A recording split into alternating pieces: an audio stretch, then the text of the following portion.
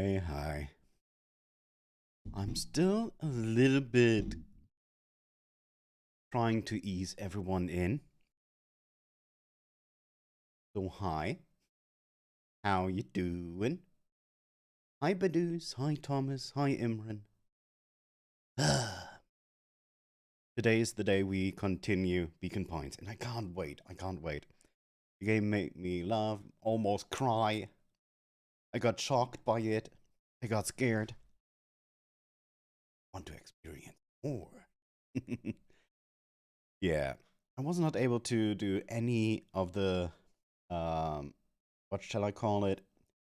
Audio setup stuff by watching the VOD because I did a major mistake. You know about the settings so music won't get into the VOD, into the recording of the stream. I mixed them up. Instead of keeping the music out of the stream, out of the VOD, it was the only thing audible, the only thing you can hear. So involuntarily I muted the whole stream.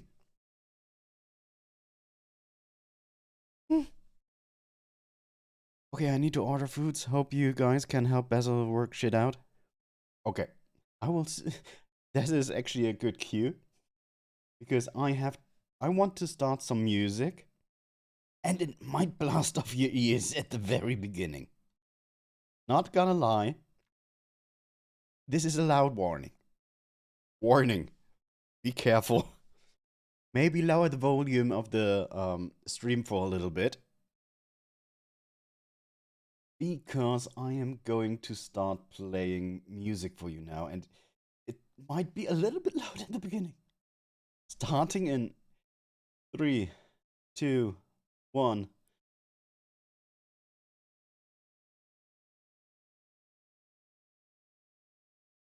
Start slow, so I picked the right song.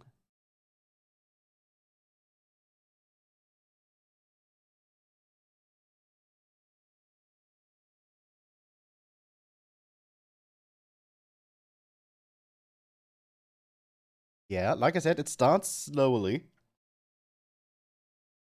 I just have to check if it's way too loud. Oh, I am louder than the music. This is already good. This is already good. Mhm. Yeah, I did it. Can you hear me over the music? I'm so sorry. I forgot that I have the new mic that is extremely sensitive when I go loud. That might have been a little bit loud. Yeah, even the good thing is that while you can hear the music, I turned it all down for me, so I am not distracted by it when I'm talking. Ah, it's all right. Yes, audio seems to work. Hey, you have no. And why am I still in caps? You have no idea how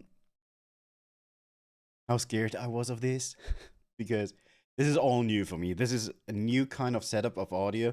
I have an.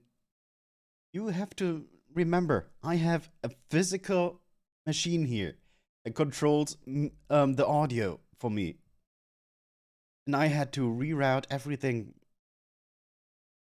Yeah, my ears are bleeding now, but all good. I'm so sorry. Okay, but yeah, I'm so happy. We only have to have another look when we get into the game, how the audio is for you then. Yeah, you can order some foods now. Or some drink. Maybe the Aperoli is already empty.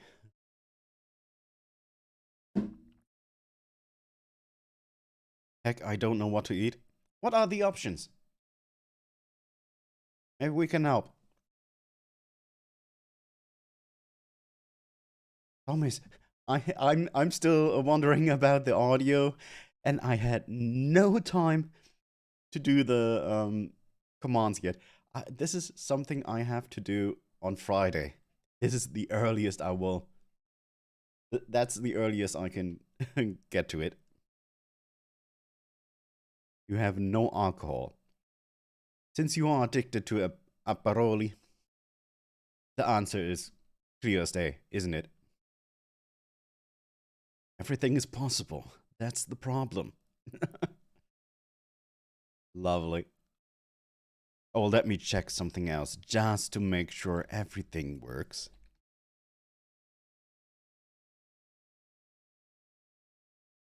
Come on, come on, come on, come on. Yay! Clip command works. Let me get everything in right now. So I don't have to worry later. Thumbs up. So I don't have to worry later about selling my soul. I'm not good at it. I'm not good at advertising myself. I'm not good at asking for subs or something else, or follow me, subscribe. I hate it. It always makes me feel so anxious, so weird, so alien. But yeah, I am quite happy at the point we are right now. I have a nice number of followers. I have a nice viewership. I have people to talk with. I have people who listen to me. I have people who fucking come early to stream before I even start. What the fuck? You have no idea how I appreciate you all. But I don't want to get all lovey-dovey right now. So, what is there else to talk about?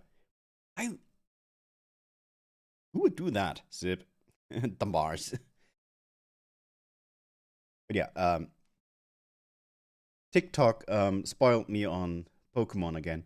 So Thomas, if you're listening, now I see what the new Pokemon is. Or let's just say the regional variant. And I love it. I love it. Yeah, Wiglet. And this time I actually know the real life animal that it's based on. And I love it. It's perfect. It's wonderful. This game is really making me want to get the stupidest the stupidest Pokemon available. Of most of the releases of the new Pokemon, I like a lot of them. I like a lot of them. I can't wait for the game, and we still have 1.5 months. We have to wait. Wonder how Wugtrio will look like. Yeah. The evolution of it. Oh, I can't wait. I can't wait. And I wonder what you probably know, but I haven't looked it up really. So it must have a second typing, right? It is water. I wonder if it is water ground or something like that. Because it has water attacks. The real life animal is lives underwater. In the trailer, in the teaser, it was found on the beach in the water at the very cusp of it. So yeah, I wonder what the typing is. And like Thomas already said, what the evolution is. You can't wait to find out? Me neither. I want it. I want the game. Even though I have a lot of games that I'm looking forward to play right now, I actually have problems finding out what to stream at the moment because I got a game sponsored. I got a key, so I can play it and possibly make content with it.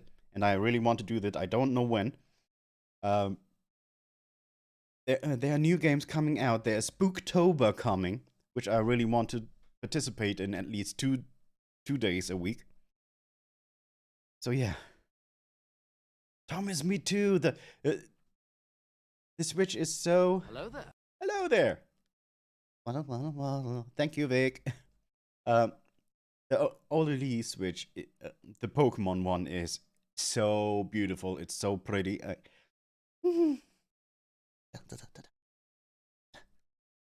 I want it. I really want it. But yeah, I already paid a lot of money with my new mic and I can't be happier. I cannot be happier. So, how about we slowly drift into the game?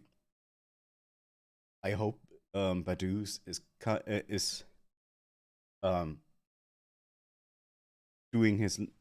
I wanted to say his laundry, but his grocery stuff. You are here, nice. But yet again, we have a Switch, so why even buy it? Hmm. Yeah, that's that's making sense, Thomas. But hmm, since when are we doing logical decisions? I usually don't.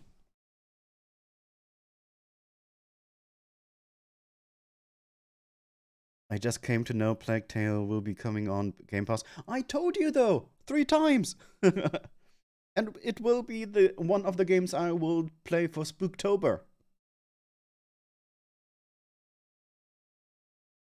So yeah, it's a wonderful. Yeah, I did. We were talking about it a lot of times, and as soon as I real whoops, as soon as I realized it's coming out on Xbox, I always say it's free. I'm going to play it. I don't need to buy it. By the way, this is not sponsored by Xbox Game Pass on PC. I am just thoroughly impressed by it. Beacon Pines, what I'm going to play right now, is on there for free. Plague Tale's Innocence will be free once it releases. I have saved so much money with it, and they never stop to impress me. But yeah, let's go over to game. Yeah, my camera is a little bit laggy again because updates, updates. Let me get off a notification in Discord real quick because that will annoy me for hours. Okay, that's done. Now we have to check the game audio is okay. Please let me know. And be honest. No fooling around. No, yeah, it's okay, even if it isn't.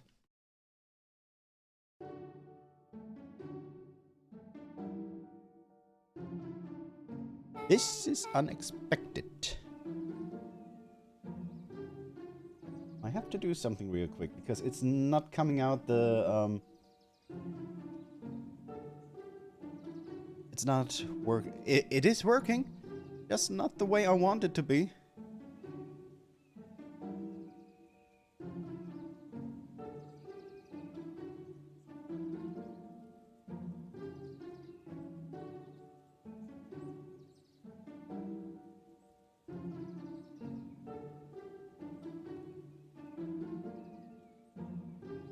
I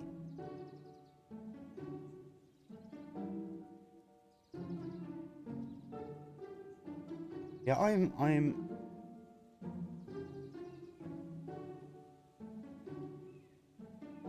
it is not coming out the sound part that I wanted to come out of. That's the problem. I can make it louder anytime, but this is just a me thing. Properties. It's using this. Maybe the game does not. Maybe the game does not support it.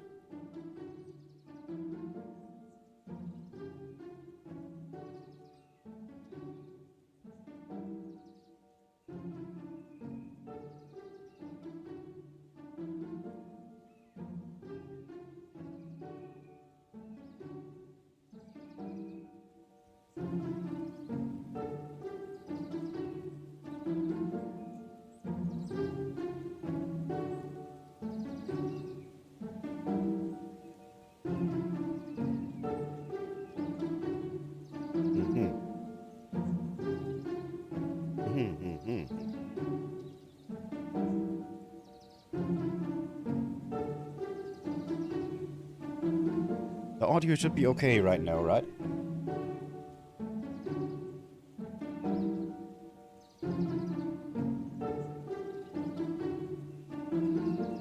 I just realized something.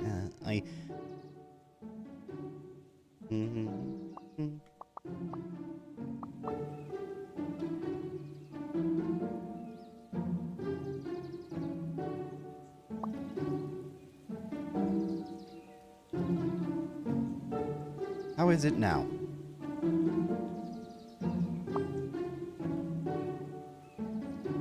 It is in general relatively quiet.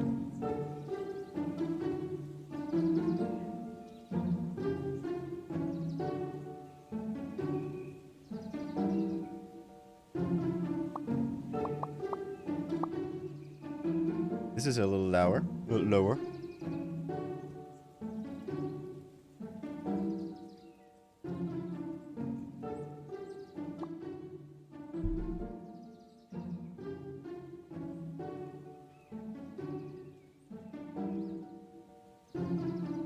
Fixing it for me a little bit so I can hear it again.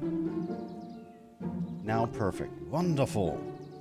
Yeah, it's coming out the wrong audio track, but for stream it will be okay. It's just the little perfect German in me that is screaming right now.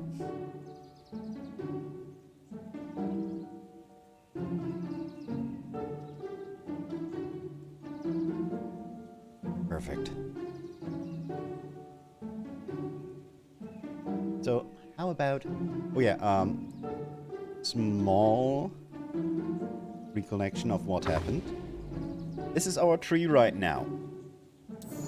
We've gone pretty far on the ride, and this scene almost made me cry. Our bully repented. His actions actually explained why he did everything, and then sacrificed himself to save us, to save the city. And all of a sudden, he was so lovable at one point, and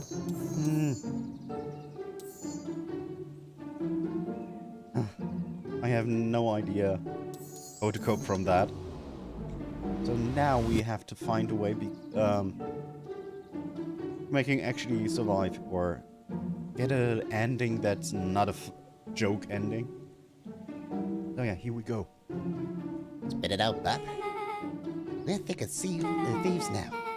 There's a juicy secret. You've got to tell me. Okay. You can come to the treehouse and I'll tell you both what happened. Heck yeah. Luca saw Beck skulking by the gate.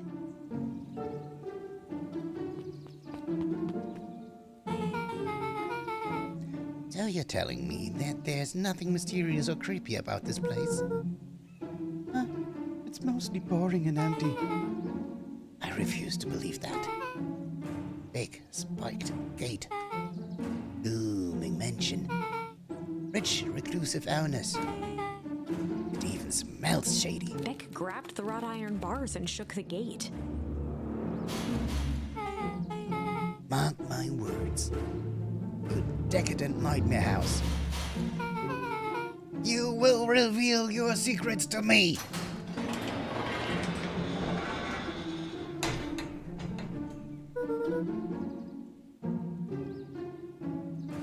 No. What did you do? First of all, I told you so. Second, hide. Oh. Someone in a suit. That's Sarah's Valentine. Who's that she's talking to? Shh. I expect you to return that suit in working order. Of course.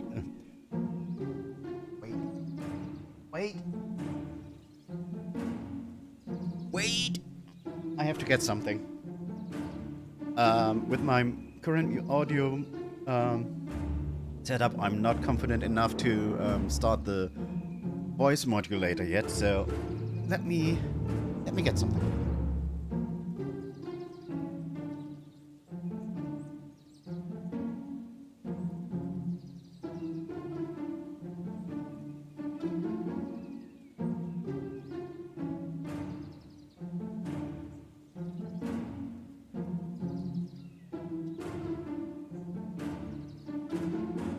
This will sound extremely sus. I hope it works.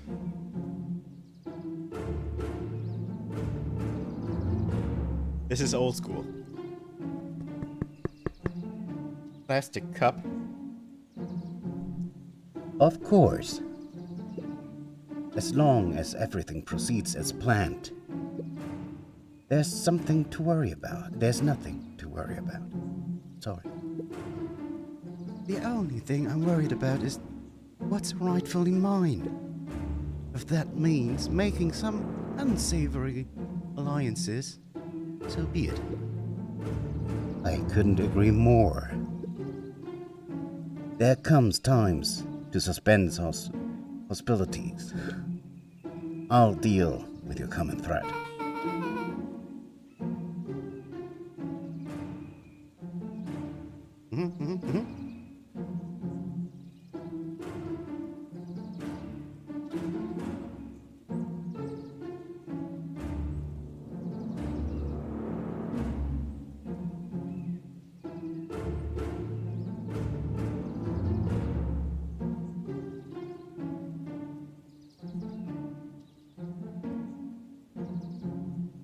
I increased the volume for microphone right now.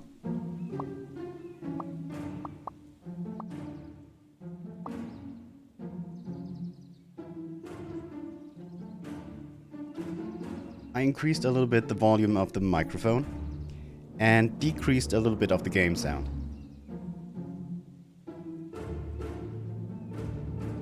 Now, this is what I was talking about. His voice was an excited whisper. Proper shady stuff. Someone in a suit like that trying to grab me yesterday. Seriously? Shh.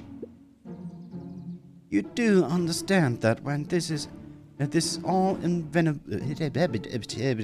stupid English words.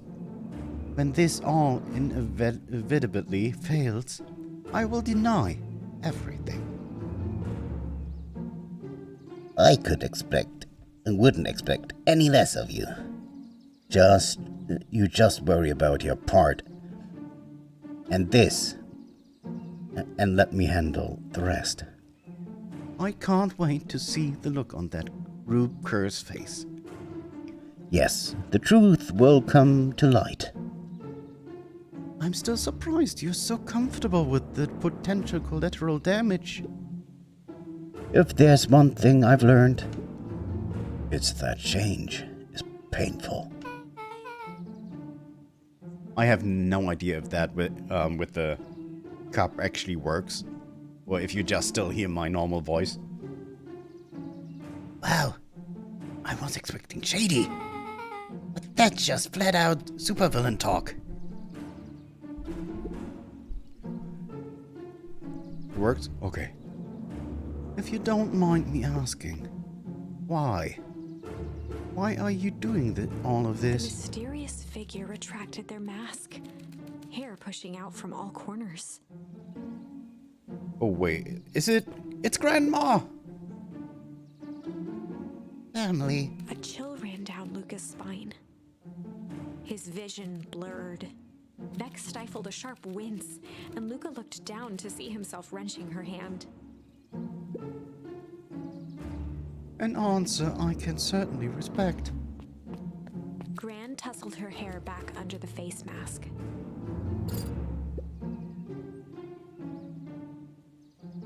Just remember, keep everything nice and normal until the festival. I don't need lessons in rousing suspicion. Gran gave Eris a curt nod and disappeared into the night.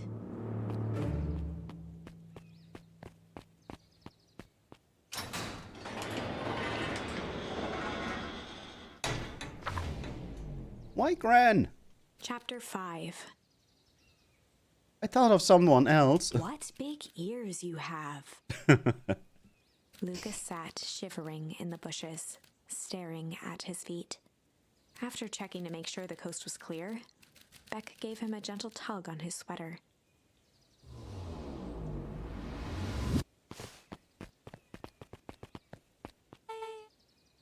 What's wrong? You look like you've seen a ghost.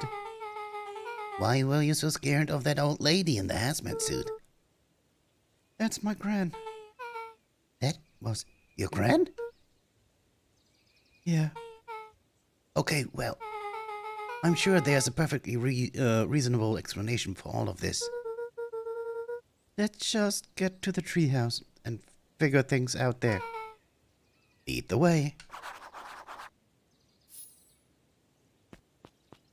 Well, she has a rebellious spirit. We already knew that... Oops. That something's up with her. That she was teaming up with other people. For the last time. There's nothing to worry about. Of course, we're not worried. The clipboard finished writing with a scratchy flourish and looked up. Oh, you're really angry at her. She's probably thinking she's doing this for us. She is not working with the hazmat suits people. She is, invading them. Just dotting our I's and crossing our T's. Well, maybe try minding your P's and Q's. Mr. Nuncreed, arms crossed over his paunch, gave an exhausted sigh.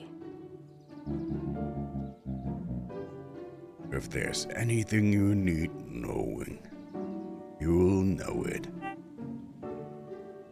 Absolutely. If you'll just sign here, acknowledging everything is accurate, we'll be out of your hair in a flash. Oh, for the love of...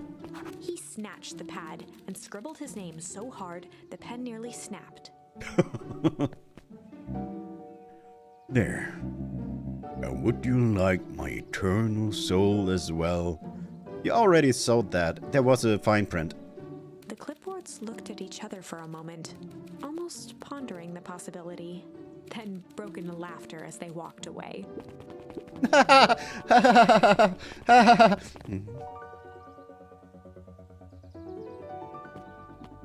We know he's evil. How do we get past? Just don't say the wrong words, I think. I know nothing! Bye-bye! No, I'm not talking to you. He killed us in another ending. Or was the reason why we died.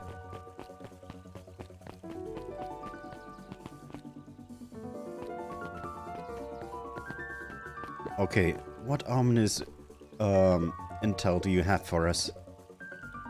The answers you seek will be revealed to you in due time. The question is, the figure intoned, are you prepared to live with the truth? You scare me a lot. I better not dilly-dally. Gotta go to the treehouse.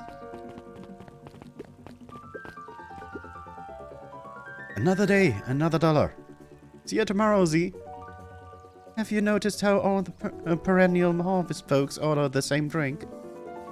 Decaf cappuccino with extra foam. Why? I don't know. Just thought it's a little odd. Pretty weird for sure. Well, the customers are always right. See you bright and early tomorrow. I can't wait.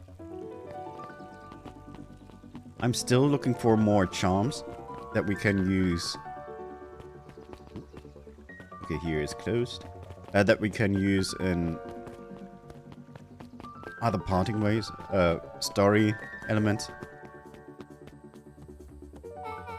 Oh, this is nice. Yeah, the treehouse is just a little further on from here. So, what's your buddy Rolo like? Rolo? He's Rolo.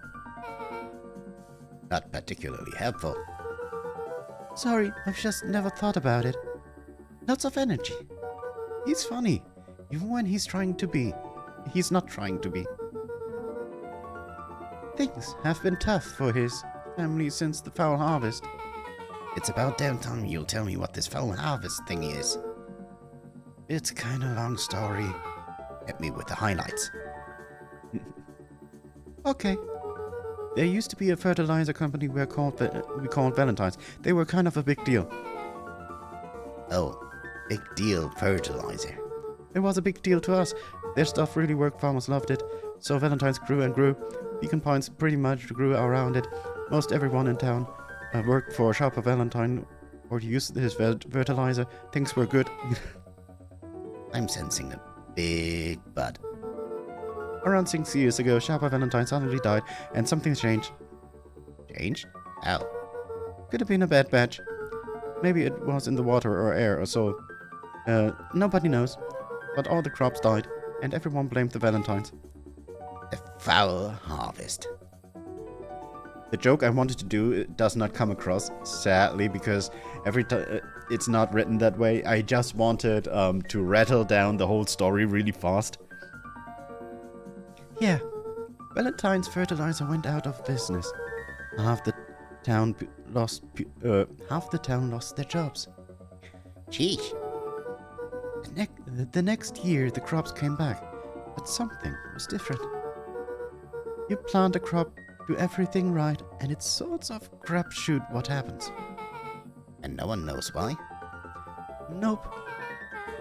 I take it Rollo's farm got the short end of the stick. Yep, for some reason, their farm was hit harder than others. That sucks. Things have gotten better since Perennial Harvest came to town. The Beacon Pines Reborn initiative? Yep. First thing they did was give the town a deep scrub. They even put us up in hotels one town over for a week. But they decontaminated the groundwater. We know that's not what happened. So that's how they did it.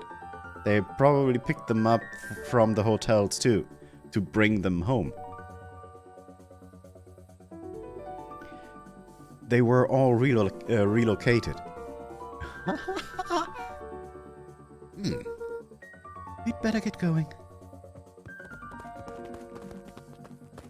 Just let me have a look. I want to see what's here. William Kerr and Gus Valentine proudly surveyed the half-covered festival banner. It's all coming together quite nicely. Couldn't have done it without you. Gave a half-hearted shrug. I'm not sure about that. Nonsense. That reminds me. I wasn't able to thank you for your sister for her contributions. Yes, she has been indisposed of late. She doesn't much like me, does she? Oh, no. That's not it at all. She's just been busy. Of course. Regardless, I would be forever grateful if you could pass my thanks on to her. The History Museum adds a real air of importance to the whole affair. And we couldn't very well celebrate the story of Beacon Pines without including the Valentines. My father was a great man. You're done tooting, he was. Kerr locked his arm on Gus's shoulder. But I mean the entire Valentine family. Present company included. Can I ask you something, Mr. Kerr? Call me William. Ask away. William, why are you doing all of this? Gosh, I never felt one needed a compelling reason to throw a party. Not just the festival. All of this. There's gotta be 100 down on the luck towns out there. Why Perennial Harvest so invested in helping Beacon Pines? You know, what I love most about agriculture business? Seeds. Seeds? Yep, little bundles of potential. With a glimmer in his eye, Kerr gestured grandly toward the horizon. You treat a seed right, nurture it, feed it, and it can grow into something truly special. You see potential here? Undoubtedly. The seed of greatness is already under your feet. It all needs a little nudge. And the right leadership, of course. Oh. Good night, Mayor Valentine.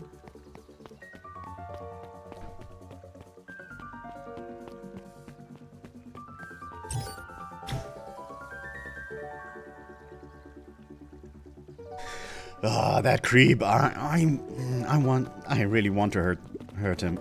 I really want to hurt him. Rolo! I totally forgot how I did your voice. It's about time. I was about to give up and go home. Who's the new kid? Name's back. You must be Rolo. I see my reputation. Please. I went stitched there for a second.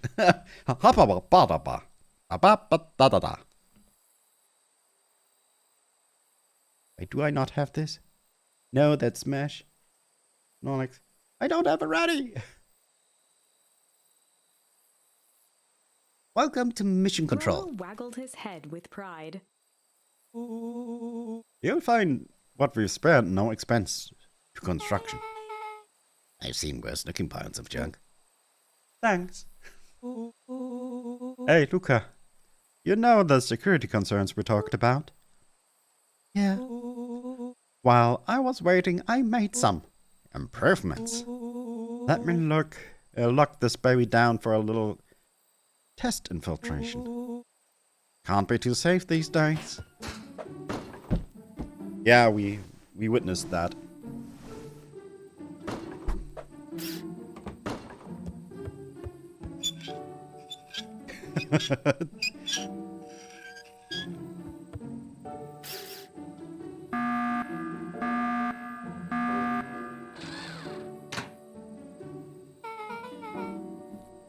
He goes all out, doesn't he? Always.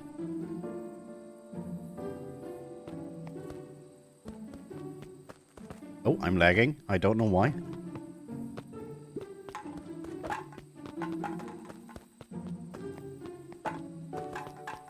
It's not easy to aim, you know?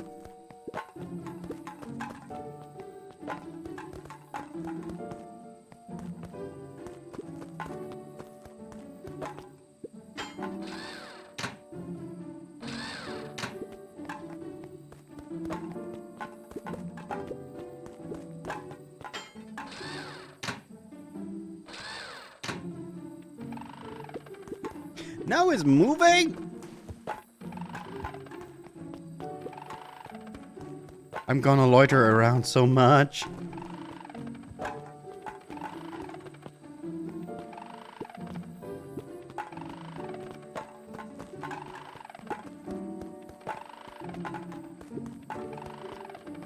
I'm sorry, Thomas, that the game is not to your liking.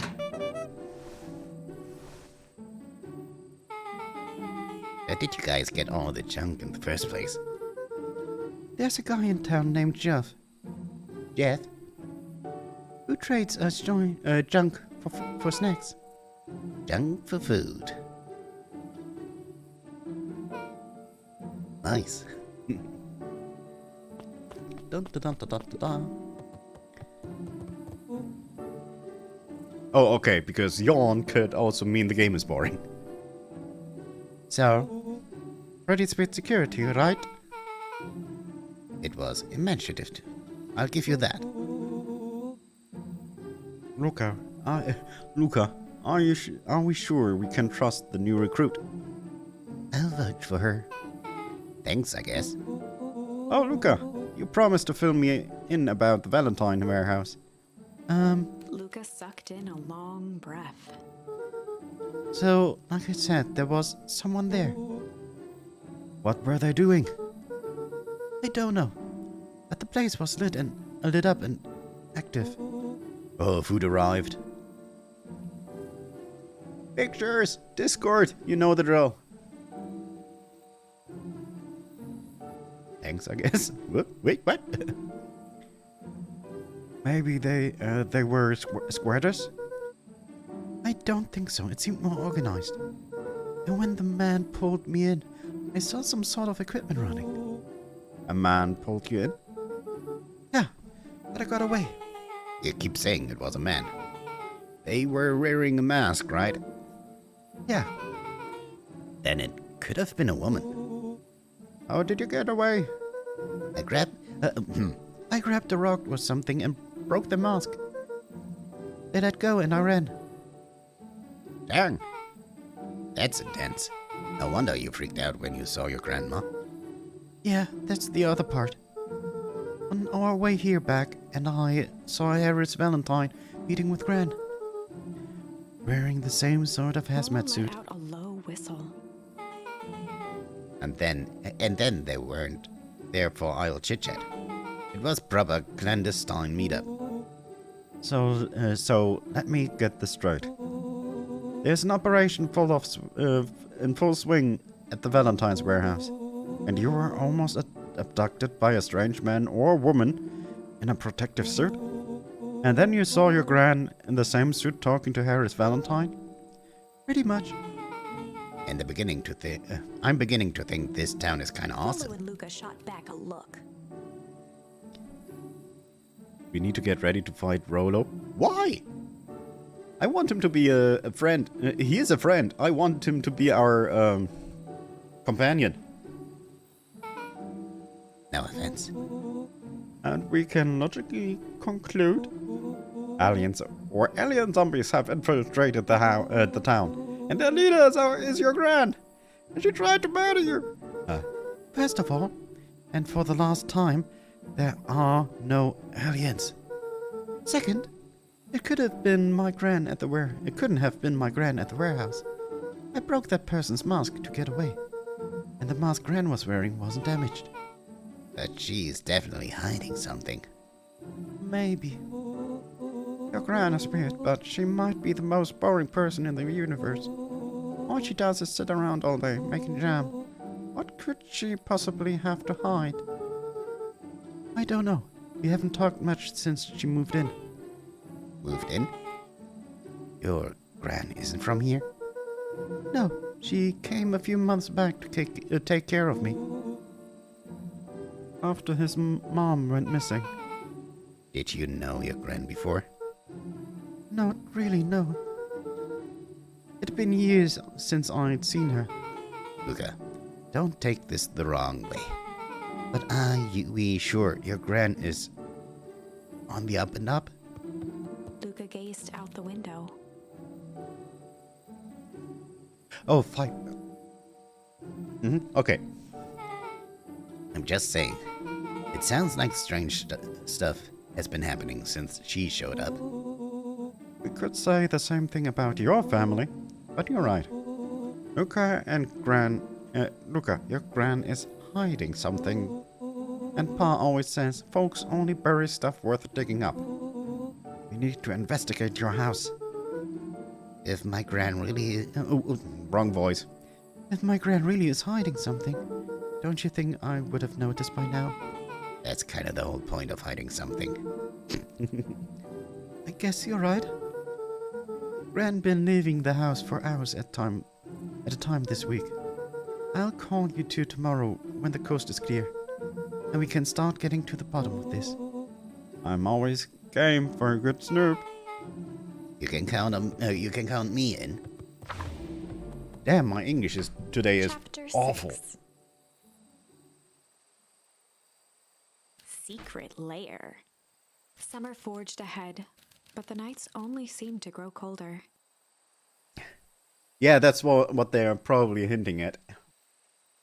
Luca walked home slowly under the pale starlight, cautious to avoid any more surprises lurking in the shadows. Reaching home, he slipped quietly into bed, half dreading what they might discover the next day.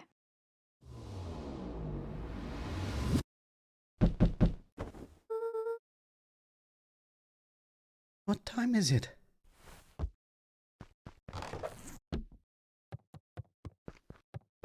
Nice that the game immediately knew what I wanted to do.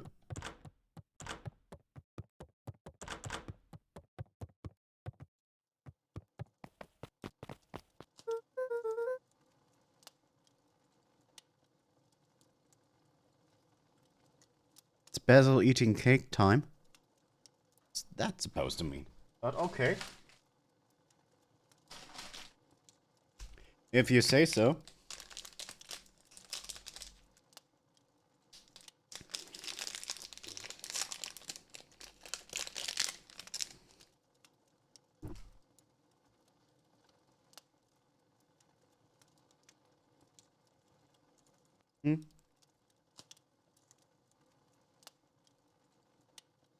James, hi!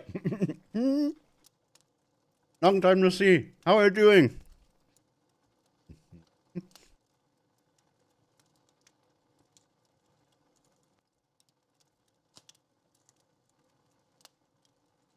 I am definitely with this game. New audio setup. That looks like it's working properly.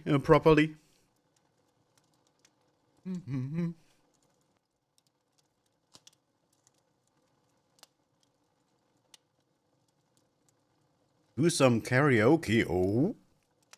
And yes, Badus, that's what I just saw too. What you having for lunch? That's a usual question I do in here. Every time someone gets something to eat or something like that, I always have to ask. I'm always so curious about food. As you know why, probably know why.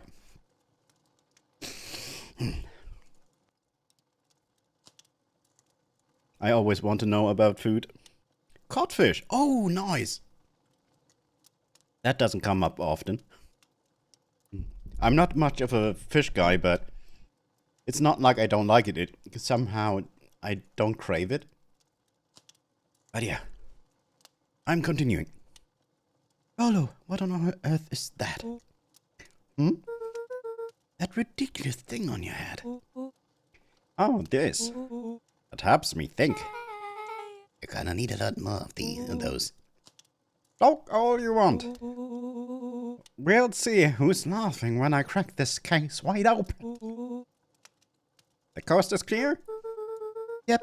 Whatever she's been up to this week, it's been keeping her busy most of the day. Very well. The game is afoot. Luca and Beck rolled their eyes as Rollo strutted across the room. If I were Grant, where would I hide my deepest, darkest secret? Maybe in the locked room upstairs? That she told us not to go into? Yes, maybe. That's how I'm with shrimp. I don't dislike it, but I'm probably still not gonna get it usually. Yeah. Perhaps we're where you might least expect it. Rollo flung open the cabinet with confidence. Aha! He coughed as a veil of dust hit his face. I think it's safe to assume anything that dusty isn't what we're looking for. Or maybe that's what she wants us to think. And again, any good detective knows not to trust their first hunch. First hunches are for suckers.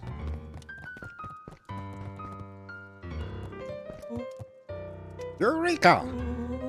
She lit a fire in order to burn the evidence. She keeps that fire going every day, Rollo. God, it may already be too late. Just think of the amounts of documents lost to ash. Okay. I'm gonna stop you right there. Can we just think for a moment? Luca, is there anywhere Gran doesn't want you to go? Thank you. Thank you. Thank you so much. Yeah. The closet upstairs. So maybe it stands to reason that we should check there first? No dice. It's locked. Well, well, well. Look who stands to reason now. And I have no idea where the key is. If it really is important, then she probably keeps it with her. Anywhere else? She has her berry bushes. Who has ever thought? I'm going to take this important thing and huck it in the bush. True. Anything else? Maybe something out of the ordinary? Well, she is always worried I'll break her fancy dishware in the kitchen. But it doesn't matter anyway, I can't reach the ledge. A look of realization crept onto Luca's face. All three kids snapped to glance at each other, then sprinted in turn toward the kitchen. Meow.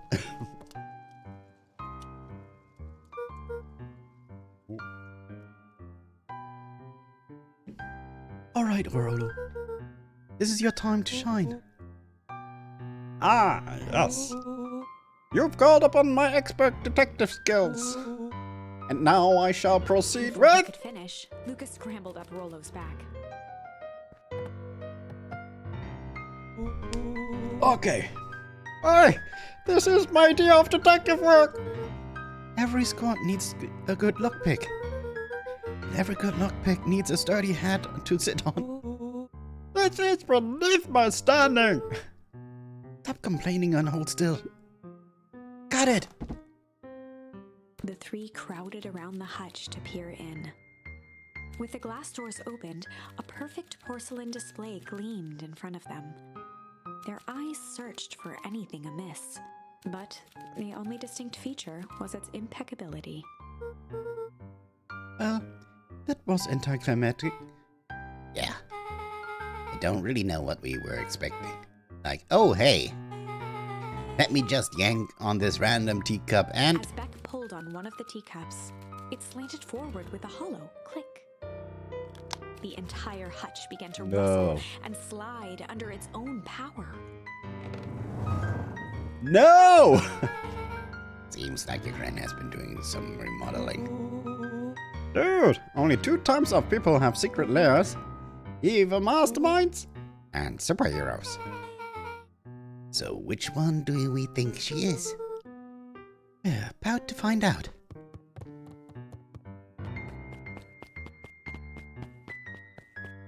There's even a boxing glove. No, a punching bag. Okay, so more of an unhinged conspiracist vibe? Oh, wow. Yeah, this cannot be good. We need to look around before jumping to conclusions. There are explosives. It only would be more obvious if those barrels were red. What do we have here? Barrels marked caution, explosive. And jam jars? That's enough jam to feed the whole town. What kind of incendiary jam is your grand making? Oh, we got a new charm! She wouldn't have had me walk around town delivering bombs, right?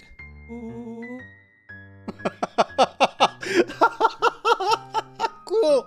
That's cool! The thought of it! We were actually delivering jam around town earlier. Only one way to find out. Casually spun open a lid and dipped his finger in the jam. Blah. He Huckleberries. smacked his lips. A hint of brown sugar. And ink? What? Rollo plunged his hand in the jar, fishing out a soggy slip of paper. Aha! Rollo offered the slimy note to Luca and licked his fingers clean. He's no very explosive. It's addressed to Miss Fratelli. A grand jam gram.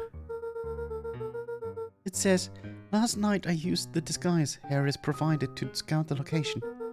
The timing window should be possible. Operation Sparkplug is a go. Oh man, are they doing a heist? Whatever it is, it can't be good. So more a bombshell than a bomb, am I right? You're new here, so I'll let it slide. But I'm the bad joke guy around here.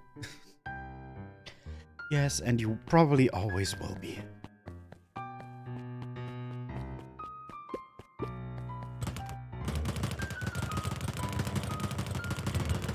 They edited this so I can do more of it.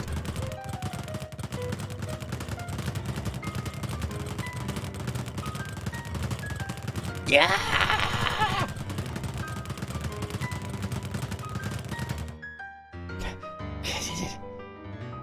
Bonk.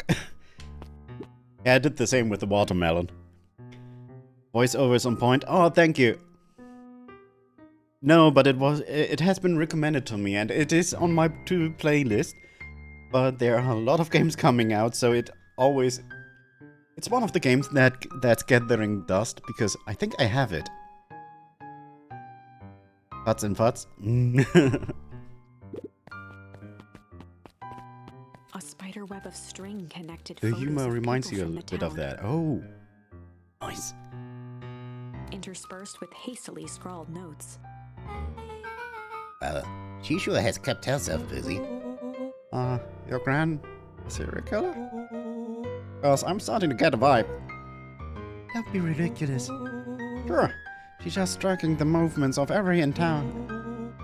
Out of the kindness of her heart. She put little symbols by some of them. Yeah, Mr. Nuncrete has a check mark.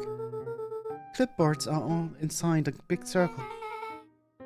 My mom's are both on here. Both with question marks. Gus Valentine has a question mark.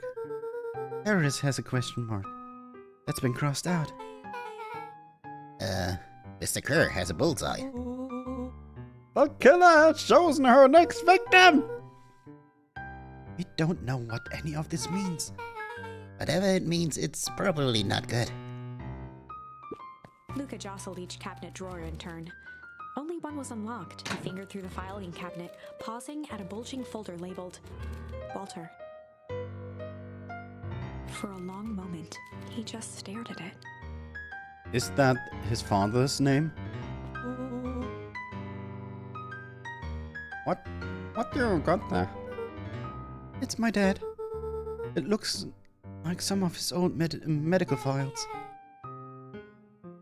Your dad was a doctor? Luca nodded and caressed the label with his thumb. Well, are you gonna read it? Yeah, let me help. Rollo swiped the folder from the drawer and began leafing through the pages. He whistled to himself, barely looking at the text. How about you actually read some of it? One sec. Dan's documents such as this are a lot like cheeseburger. It's the best to skip straight to the middle. That's where all the meaty bits live. Wow, I had no idea we were in the presence of the preeminent scholar in dense documents. And cheeseburgers. By all means, He proceed. stopped at a page and mimed, holding up a monocle. Ah, here we are. Follow-up examination of Terence Welby. Patient shows further signs of paleness and malaise. Malaise? Body temperature continues to drop. He now describes soreness of muscles and joints. This is similar to the symptoms exhibited by Mrs. Welby just a few days past. Still waiting on lab results from Joseph. Looked up with heightened surprise. See? Creepy. Yeah, that's kind of disturbing. This is Joseph. That's Mr. Nuncrete's name. Hey, Rollo's finger traced across the page. there's more scribbled in the margins. Could it be contagious? Mr. Wilby claims the tap water at his home has been contaminated. Perhaps environmental? Lab results only raise more questions. It's like he came back to this report later and made those notes. So it might be related to something Rollo else. scanned through several more pages. Here, the writing looks janky. I just couldn't help her. This disease, or whatever it is, progressed so fast. And with his wife passing, Terrence's conditions follows too close behind. Except... I can't say that. Enough is enough. I need to take matters into my own hands. Luca, staring blankly at the cabinet this whole time, spoke softly. What does it say He next? rustled the folder, trying to loose more pages. That's where it ends. What? There has to be Luca more. frantically shoved the remaining cabinet folders, trying to find another labeled Walter. Luca, I think that's the only one. It's alphabetical, see? What did he mean enough is enough? How did he take matters into his own hands? This is bullshit. Luca slammed the drawer shut.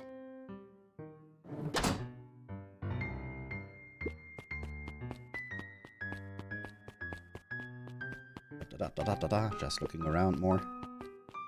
They crowded around a worn-down old map of Beacon Pines. Oh, this looks like a treasure map. Not every old map is a treasure map, Rollo. Yeah, but every treasure map is an old map. Can't fault that logic. Look, there's even a pathway drawn on it. It starts at the entrance to town. And if we follow Rollo it, carefully traced the path with his finger. it leads to the treehouse. He jabbed down at the end point. Town Square. That's the fountain in the middle of town. In the other city, that's where the energy came from. That's why they relocated the city. What a weird place to hide treasure. Hello, that doesn't look like treasure to me. And the end of the path on that map has the same symbol as those explosives over here. So it's not hiding treasure. A real bummer. Rolo, what's the thing you've been excited about for the past month? Oh, festival! Did you just say gulp? Okay,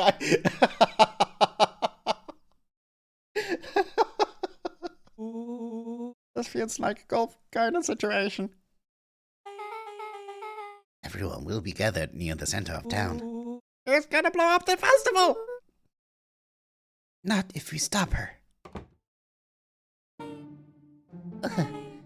What was that? Luca looked up from the map.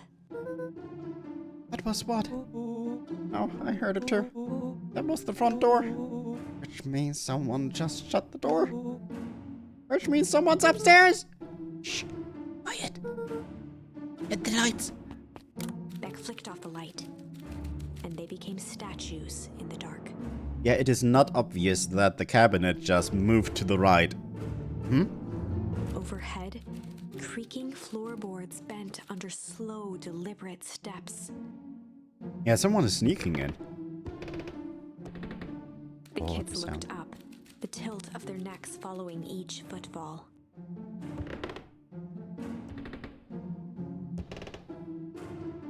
Then suddenly, it stopped.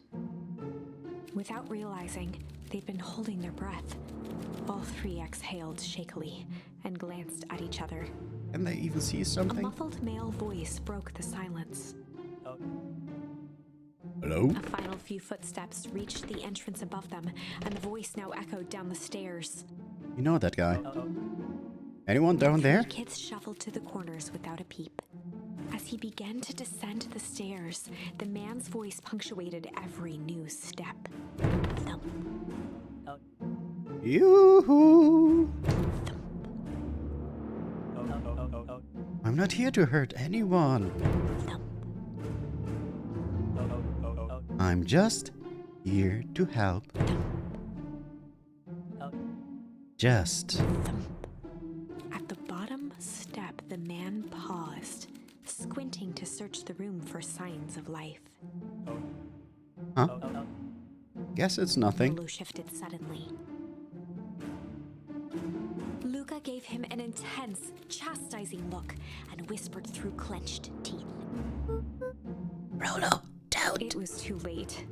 Rollo was already inching toward the stairway.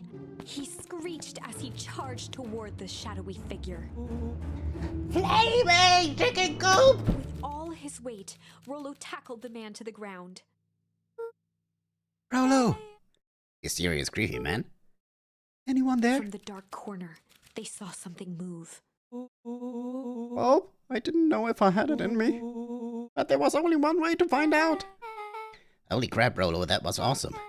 Wait, did you just kill that person? Luca scrambled to the hunched figure on the ground. Pressing his fingers to the man's neck, He sighed with relief.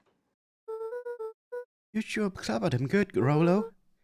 He's knocked out As cold. Beck flicked back on the light, Luca and Rollo both gasped in stereo. Mr. Tolliver! Yeah, we knew he was Chapter involved 7. in this. The interrogation of By the way, I read Tolliver. everything in chat. I love it. The interrogation of Hiram Tolliver. Still unconscious, Mr. Tolliver slumped heavily in a shoddy old chair. His hands were bound with rope, his feet tied with some loose string.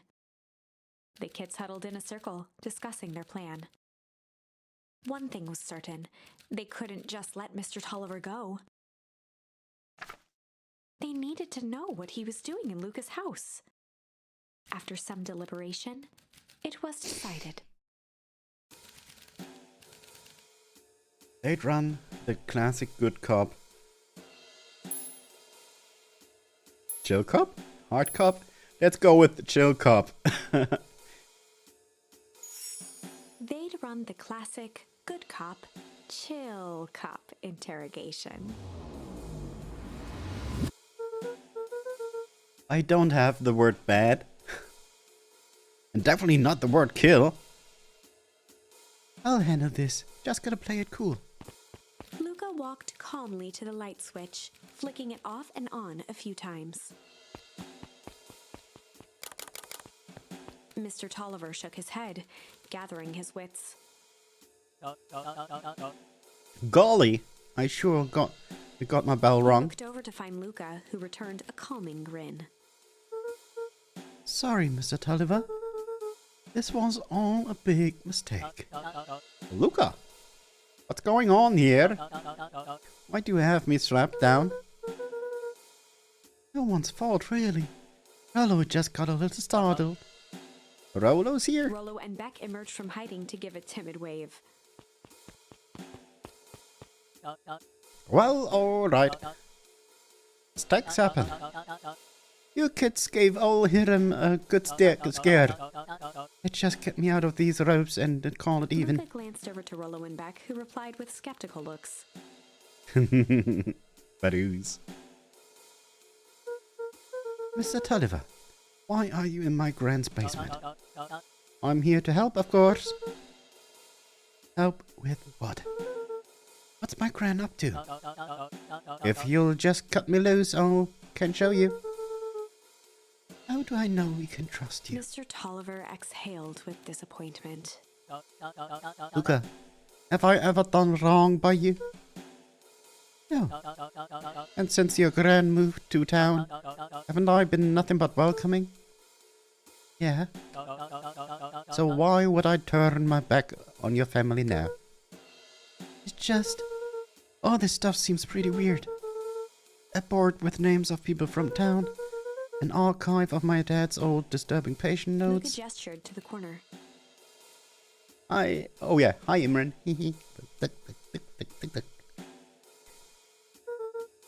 Barrels of explosives. I can explain everything. You just need to untie me. You kids deserve an Luca explanation. looked again to Rollo and Beck. Because the other people are lurking. And it's not spam, he's with me here. Don't call that out. You tend to call out empty chats and I don't like it. I'm not angry or anything, but please, I told you several times, please don't call something like that out. It is not nice to the streamer. Yeah, he's really with me here. This time they shrugged.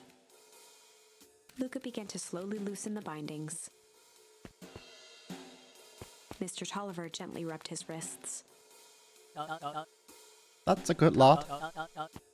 This'll make me sense in He time. edged imperceptibly toward the stairs as he spoke. You see, this town has secrets, Luca. A very dark past indeed. Before the kids had even noticed his movement, Mr. Tolliver was at the light switch. A past that must be brought He to... punctuated his final words by flicking the switch and rushing up the stairs. Light! Oh my god. Son of a... Beck darted to the wall and turned back on the lights. It was too late. Rollo confirmed what they all heard. It just locked us down here. Mr. Tolliver's muffled voice came from behind the door. I wasn't lying, you know. This is for your own good. You could just keep tight down there. And I'll let adults handle this. At each other. Play it cool, huh? And now back. They heard the staccato thump of quick steps exiting the house. The kids looked down in resignation. This isn't how it goes in Hank Atomic. For some reason, they'd always assumed it was up to them to save their town. Luca opened his mouth, hoping to conjure some magical words to make this right. Only a hollow croak escaped. The end. Well, we certainly aren't going to find a grand resolution to our tale locked in a basement. Back to the drawing board. Yeah, I know, but I did not have the option for bad cop. I only have to go the option to go hard.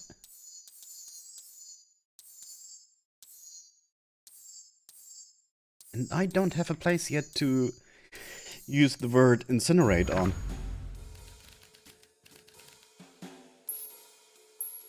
This time we go hard. Run the classic good cop, hard cop interrogation. Rollo brandished a steely gaze. I've got this. Read about it 100 times. Fight! Rollo swaggered past the chair which propped up the slumping Hiram Tolliver. Without even looking at his captive, he began with a long, blustery drawl. Well, well, well, Mr. Tolliver. Mr. Tolliver remained motionless.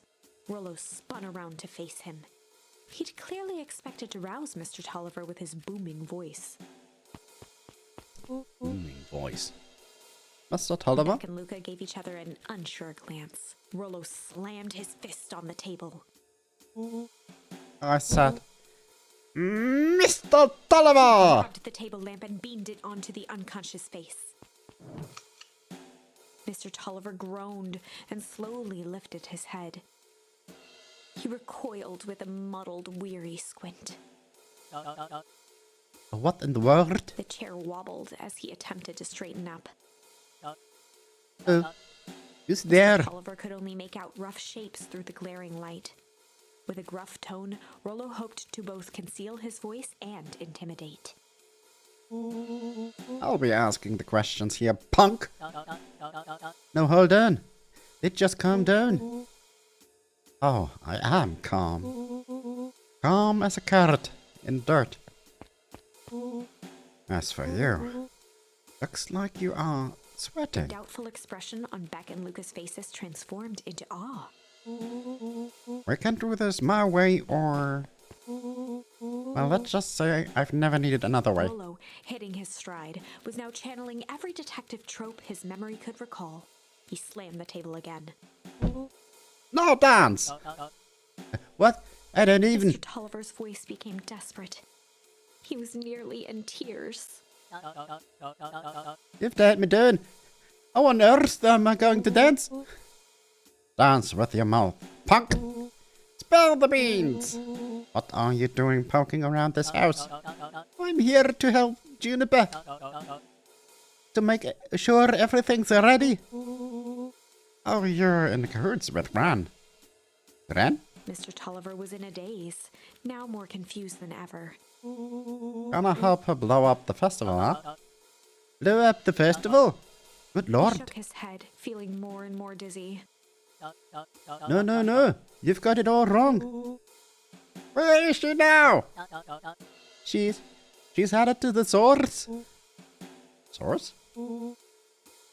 What's that? The source. We know. It's where His voice faded to a whisper. the town began. Where it all began. What is Operation Sparkplug? With that, Mr. Tolliver passed out cold.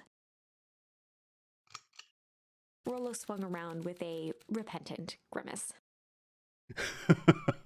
He's not talking nonsense, to be honest. Damn, Rollo. I think you went a little too hard on him. What did he say about the source? It's where the town began. We need more information. Yeah, but we'd better not push Mr. Tolliver any further. Is there anyone else who might know more? What about the History Museum? It just got set up for the festival. No, that tent was put up by the Valentines. Everything they do is just a bunch of fluff to glorify themselves. Is there anything more reliable? The library. If there's any information about the source, Cato can help find it. Let's go get some answers.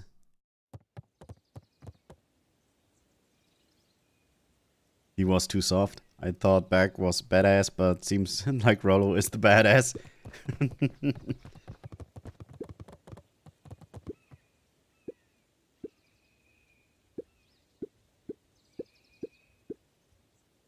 No spoilers, please. The bottom corner shelf only one binding, cellular biology. I did not mean to read that. But hi. This dang nice library. Thanks, we don't, we work hard on it. Aren't you a little young to be a librarian? Oh, Cato hung out here so much, eventually they gave him a set of keys. I just keep an eye on the place for Mrs. Novak sometimes. They got you working for free. It's quiet and I get access to all the books I can read. What more could a person want? Fair enough. What can I do for you, Rollo? We need a favor. I've already told you, Rollo. I can't put you any higher on the wait list for the next Hank Atomic. And if you're here with more candy, I'll have you know I can't be bought. Call it a personal code of conscience. Actually, we're looking to do some research. Now you're speaking my language. What are you looking for? That's the thing. We sort of don't know. Thank you. What do you got on the history of the town? There's a century record, a county record archive. What's in those? Births, deaths, newspaper clippings, stuff like that. Pretty boring reading. But they do go all the way back to when the town was founded. Wait, let's start here. Chapter 8. 6 feet under, 3 towns over. The kids spent the rest of the afternoon combing through dusty piles of old county records, desperately searching for anything that could help them make sense of Mr. Tolliver's cryptic utterance. Luca tried to shake the thought of Gran's basement, but his focus wavered. Explosives, messages hidden in jam, dossiers on various town figures, and a corkboard threaded with photos. Gran was the only family he had left. He still couldn't bring himself to believe the worst. But the old map with the symbol of explosives in town square made that difficult. As the sun began to set, the kids were no closer to the truth. We're running out of time. I have to read any more records, my eyeballs are gonna pop. I have to keep digging. If I dig another word, I'm gonna end up in one of these assassin death records. Rollo Cutter lived a full and wonderful life. Till he read so much boring crap that his brain oozed out of his ears. Rollo shut his book with an assertive nod. If you got a better idea, spit it out. You sound like my sister. Keep pushing your luck, pa. And it won't be boring county records that kill you. I'll put you in the obituaries Rollo myself. muttered under his breath. You're a county record. Really? That's the best you've got? When I'm done with you, you'll be the footnote in history. Just Beth like... slammed her finger down on the open page before glancing down to read. J. Hartford here. I'd love to see you try. Hey! We're all a little tired here. Let's just take a minute and... Something tickled the back of Luca's mind. The name, probably. Wait. What was that name back? In the obit? J. Hartford. From the Brookville Tribune 20 years ago. That can't be right. What is it? J. Hartford. That's my grand's name. Juniper Hartford. Maybe there were 2 J. Hartfords? Mrs. Hartford is survived by her young daughter E. Hartford. My mom's name is Eleanor. Okay, this is getting creepy. If your grand is 6 feet under, 3 tones over, then who am I living The with? question hung in the air. Now overclocking GPU so room gets warm. Oh no!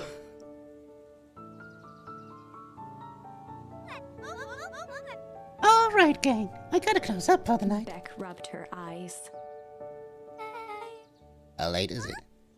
Almost 10. Oh crap! Oh, it's gonna kill me! I gotta go! Yeah, my parents will be worried sick. Okay, let's meet up as early as we can festival tomorrow. What are you gonna do about the unconscious man in your basement? I'll think of something. Shh. Pillow. Luca's heart was pounding as he approached the house. If he was lucky, Gran, or whoever it was, hadn't gotten back yet. And of course, there was Mr. Tolliver tied up and unconscious in the basement. Dealing with him would be the first order of business. Luca shook out his arms to calm his nerves before entering. Gran is back. He held perfectly still, tempering his breath, and listened closely. She was asleep. His only hope was that she hadn't found Mr. Tolliver before dozing off. Okay. I was going for a pen. Like here over the oven. A frying pan. Oh, there.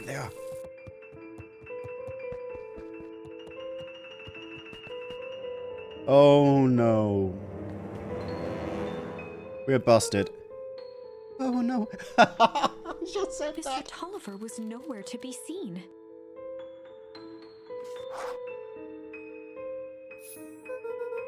Maybe he escaped from his binding and left without a Or trace? maybe Gran knew everything.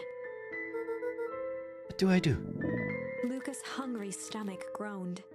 Not realizing it, he'd gone the entire day without eating.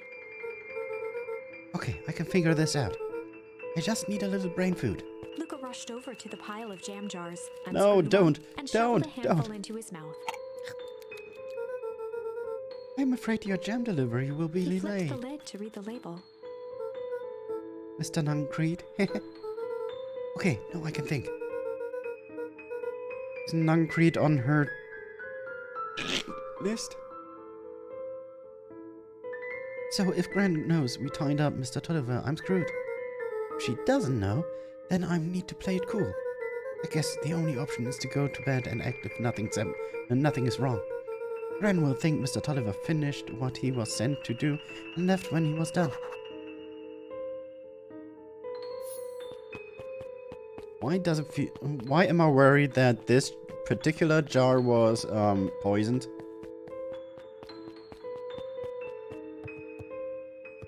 Okay.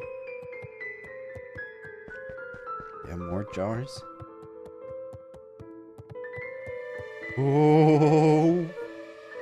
Gran? Okay, stick to the plan.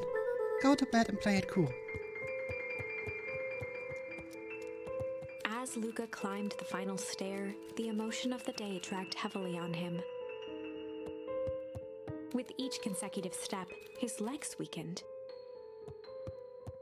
His stride began to falter. He tried to grab for the railing to steady himself. Something was wrong. Come on, Lex. Just a few more steps. Luca groaned and tried to move. I'm sorry.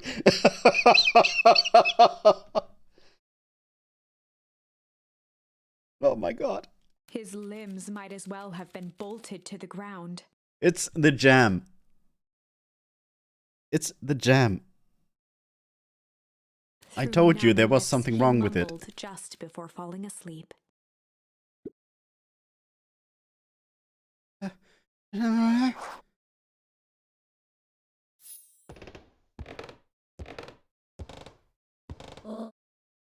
Sweet boy. What did you get yourself into?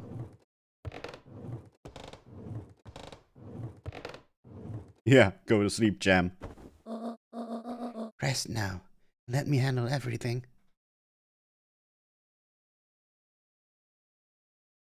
Faceplant.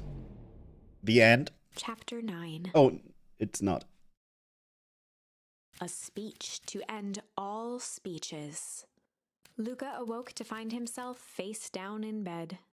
He moaned into his pillow. Why would Gran drug him?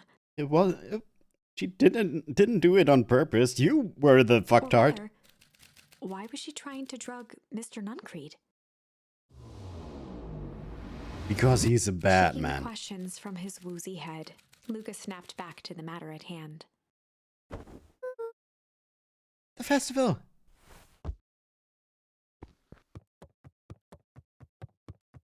Yeah, our little main character does not know, but when he spilled the beans to Mr. Nuncreed, Mr. Nuncreed pretty much caused his death. At least that. Well, at least we got an unfortunate ending. Let's say that. We did not see him kill.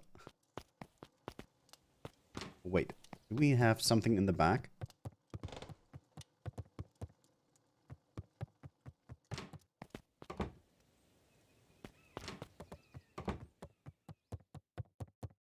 Well, soon. Dead again. We'll see.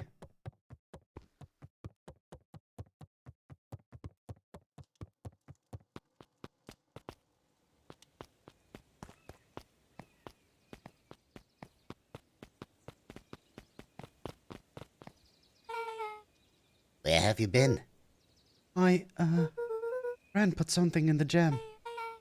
Yeah, we know. Secret messages for secret conspirators. Not this one. The one intended for Mr. Nuncreed. Put me to sleep. Sly devil. Oh? We got a new charm? I think she's trying to remove him from the equation. He might be in danger. Have you found anything? We looked around but haven't seen anything odd. Your Gran is nowhere to be found. But Mr. Nuncreed is just loafing around waiting for the speech. What speech? Mayor Gus just got up to the podium. Everyone is gathering at the stage. Let's get moving. Oh, yeah, that's Augustus the full Valentine crowd. nervously wiped Why his have I brow. never seen the small little bunnies? Oh, they're cute. Is the thing? Oh, hello, Beacon Pines. I'm Augustus Valentine, your mayor, and I suppose you already know that. Oh yes.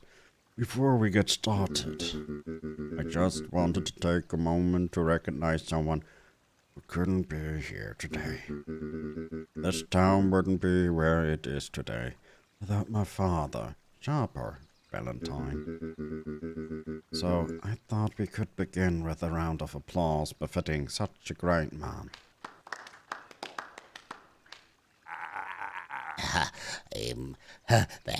Even that's more than the old cottage He served cleared his deserved. throat and awkwardly loosened his tie. All right. Where was I? William Kerr bounded on the stage with the energy of a preacher at a big tent revival. Gus Valentine, everyone. He gave Gus a hearty slap on the back and motioned him off the stage. Let's hear it for our mayor.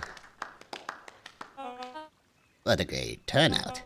Oh, heck, I didn't prepare anything. Liar. But I suppose I could say a few words. Would be a shame to waste to such a beautiful podium. Mr. Kerr pulled a thick stack of note cards out from his vest. Nothing prepared, huh? Community, conviction, commitment. These are the things we celebrate at Perennial Harvest. For us, these are the pillars of the bridge to a better tomorrow. But I think it's time to add a new pillar. Change. Change is a powerful thing. It's inexorable, unavoidable, and undeniable.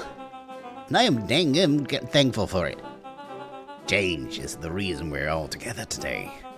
It's hard for me to believe that it was only 4 years ago when the fate brought me here. A simple business trip which brought me to a small town which would change my life forever. Mr. Kerr took a moment to survey the crowd.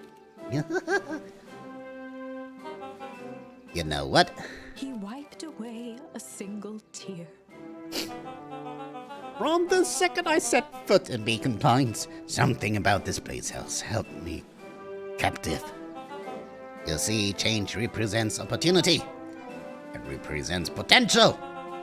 It was change that helped me recognize the potential of this place. To see what the people of this town, despite suffering great loss, still held on to the thing that made them special. He thumped the podium to emphasize each word. Community, conviction, commitment, change. Mr. Kerr nodded confidently, biting his lip. The crowd was silent, in rapt attention. Fate made the perfect match that day. Nothing is more important to all that community. And Perennial Harvest is a community first and foremost. Mr. Kerr methodically made eye contact with each section of the crowd. The only way you made it through the foul harvest was an unshakable conviction. A conviction that a better tomorrow was just over the horizon. Perennial Harvest was founded on the conviction that we are that horizon. This festival is a symbol of our commitment to each other.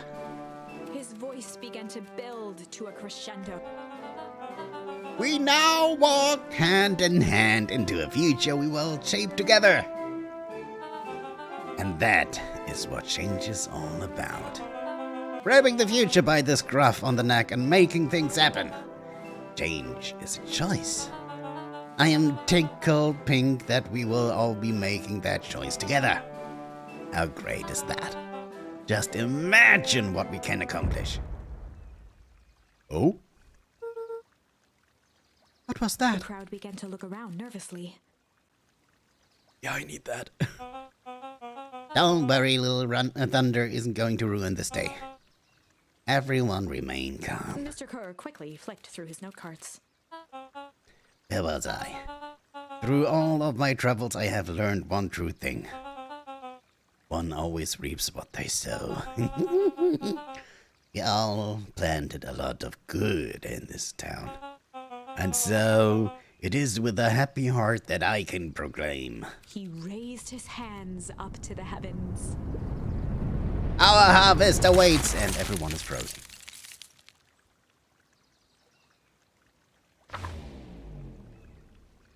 At that moment, a merciless wall of impossibly cold air ripped through the crowd, instantly freezing everyone and everything it touched. Shit, I blinked. For a man like William Kerr, this was a fitting way for things to end. On a stage, with an entire town frozen in rapt attention for the rest of time. The end. There's that ice again! Whenever I think we're getting close, it comes along and ruins everything! Maybe we should just quit? Maybe you should just close the book. No, I'm not done here. Again. No, I don't mean that. We got a little closer this time. We just need to try again. Please.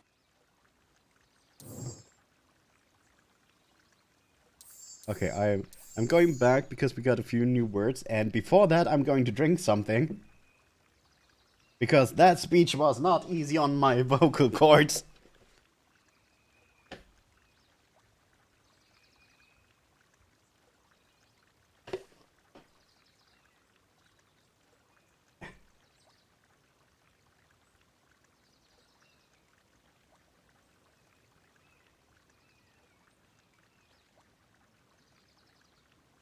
Yeah, I don't want to stand up and run away to get some water. That's what I had standing here anyway.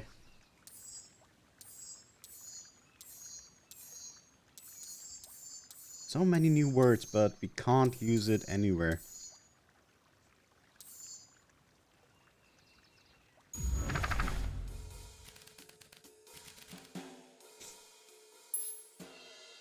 Okay, but sly.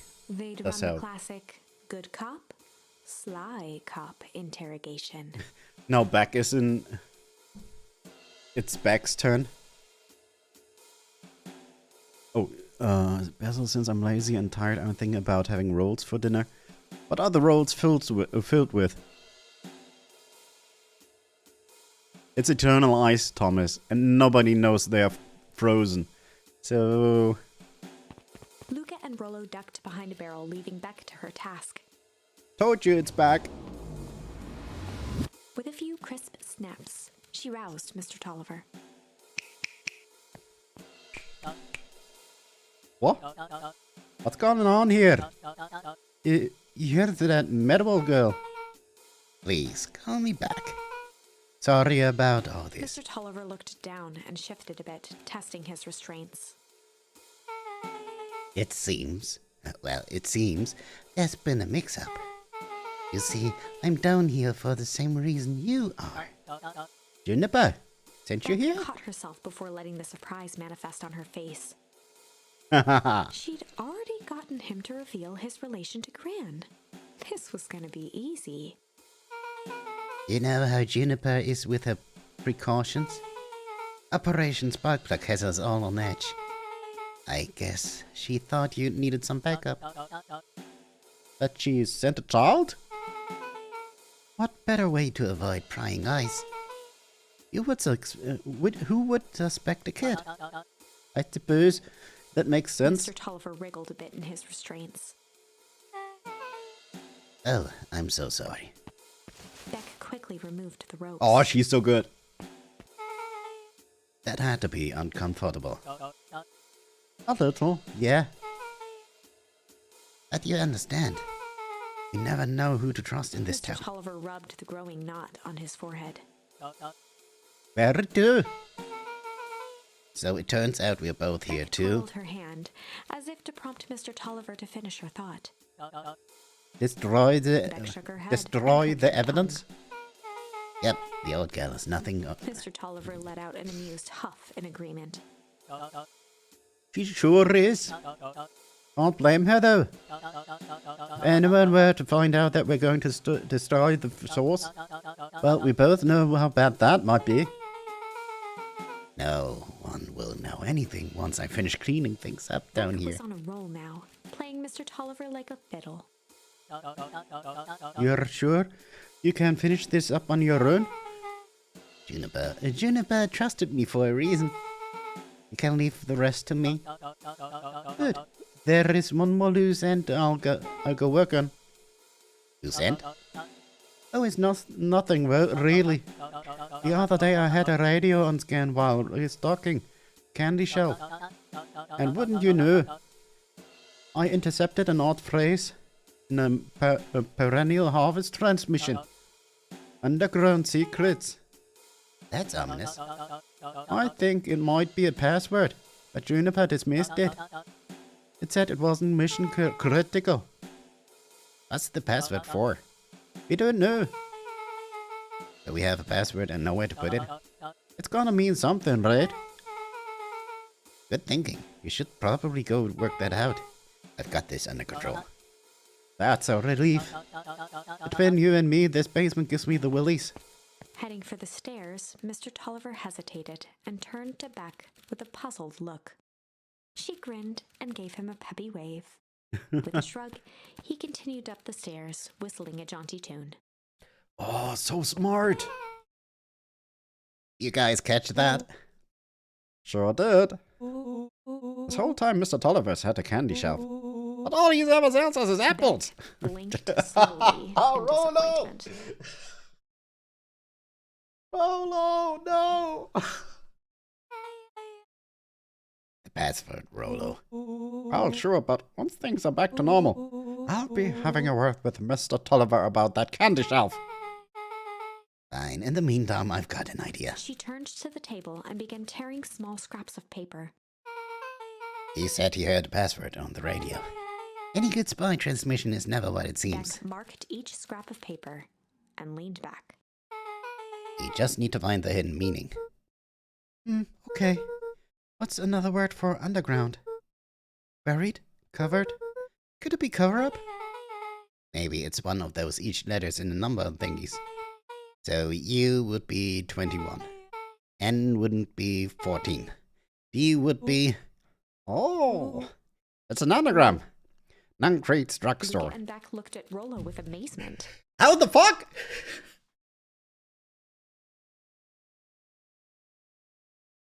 How the fuck? Rollo? You have a hidden talent. Rollo. That was incredible. Well, it's either that or Kransk nude rock store. a nude rock store.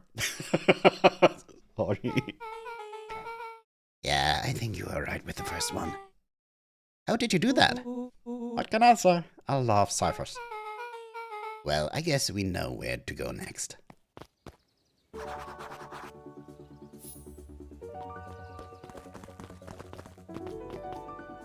Uh-oh. I have to talk with her because I want not all the possible endings, but she might give me something for a later playthrough. You scared me half to death. Sorry. You guys haven't seen Mr. Tolliver around, have you? Nope.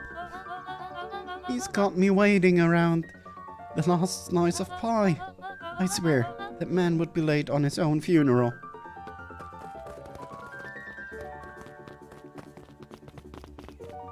Okay, nothing happened, so I'm still wondering what's under the rug here. Because the doggo kid manipulated it, right?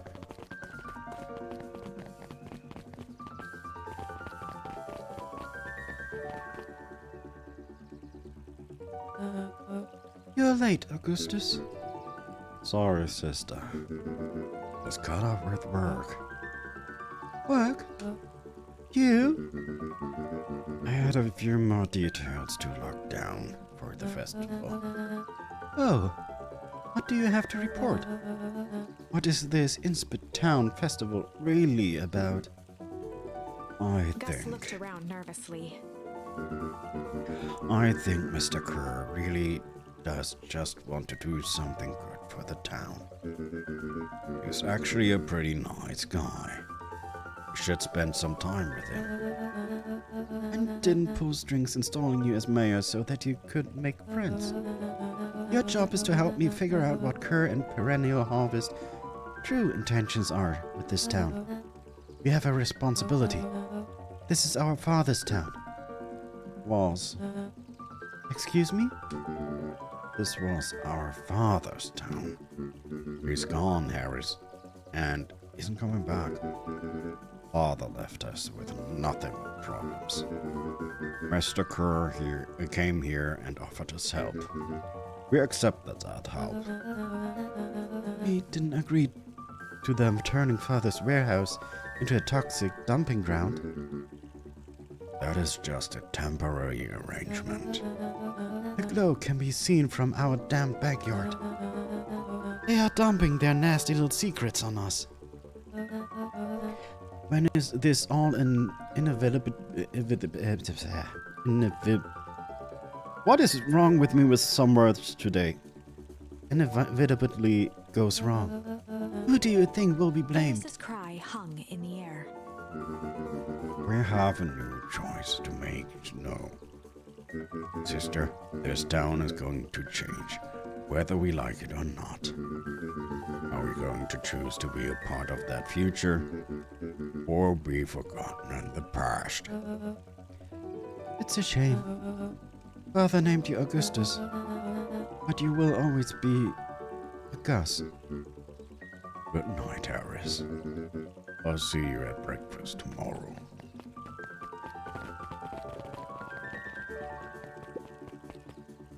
It's getting late, children. Not for us. Da da da da da da.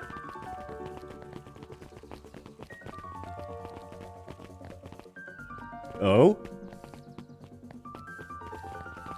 Haven't seen you in a while. Solomon stood proudly at the entrance to the drugstore, holding a brown bag overflowing with black licorice. Oh, I love that. Hey, Solomon. We're looking for Mr. Nuncreed. Is he still in here? I am afraid not. Where did you get the candy from?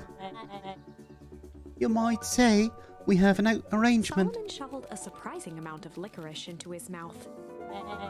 Sometimes it's the small pleasures in life.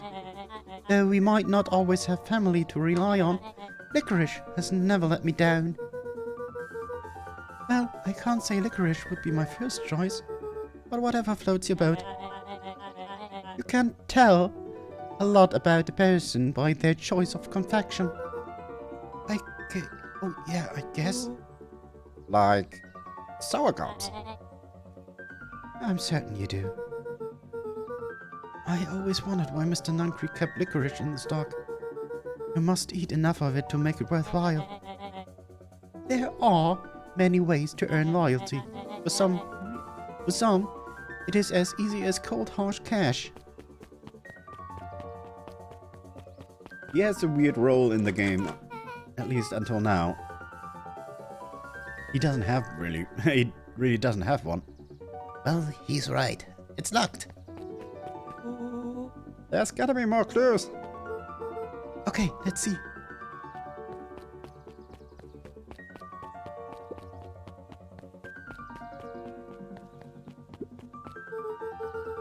Okay, this was a little bit spoilery, but we've been thrown down there before.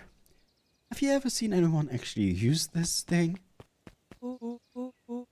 Oh, maybe I should have tried the door first. Just maybe it would have given me a charm. Besides, Mr. Nuncreed, no. Beck cupped her hands on the glass to peek inside. That's not a normal phone booth. It's got like a blinky keypad. Why would there be a blinky keypad? Nude's Rockstore. I mean, underground secrets. A password. Beck flung open the door and they all squeezed in.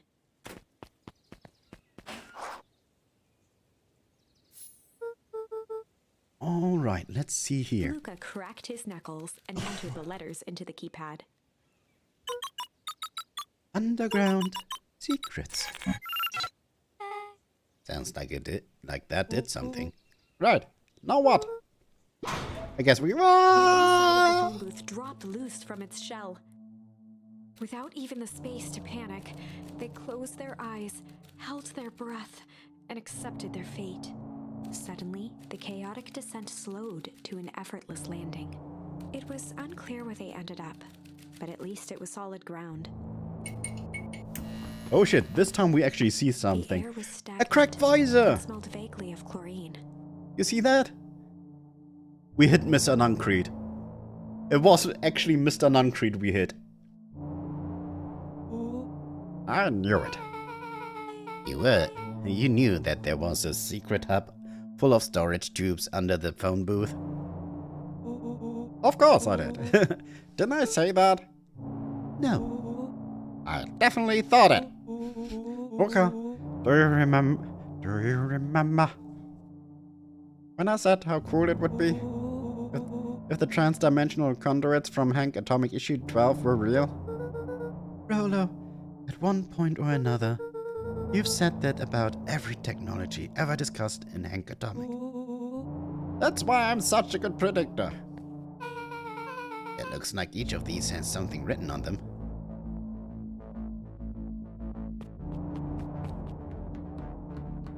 Okay, we can't simply go up anymore. This suit has a Broken mask. So we have found our mystery warehouse creeper. We've at least found their hazmat suit. If it's like a nuncrete and if it walks like a nuncrete and talks like a nuncrete, let's not jump to conclusions. Just saying. I was saying the same thing.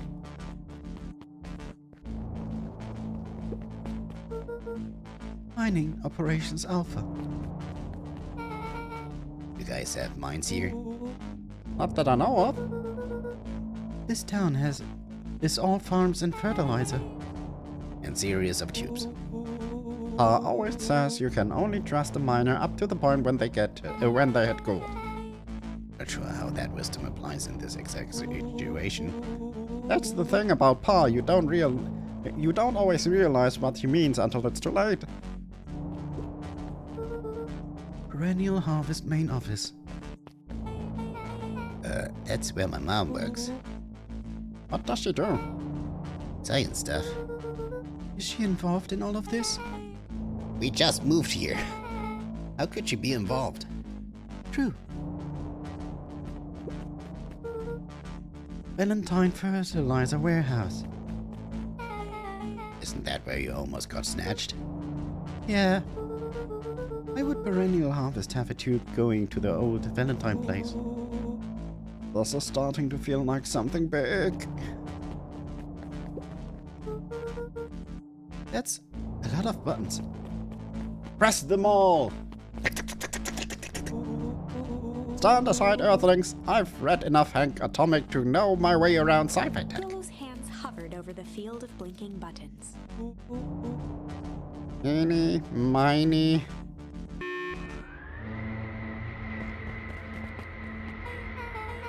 Rolo, what did you do? Nothing! I didn't even mow yet! What was that? Hide. Where? There's nothing but weird tubes down here. Just get back. Concrete! Shit. Shit. Shit. Awesome!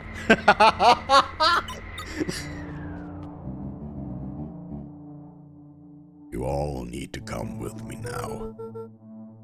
We aren't going anywhere with you.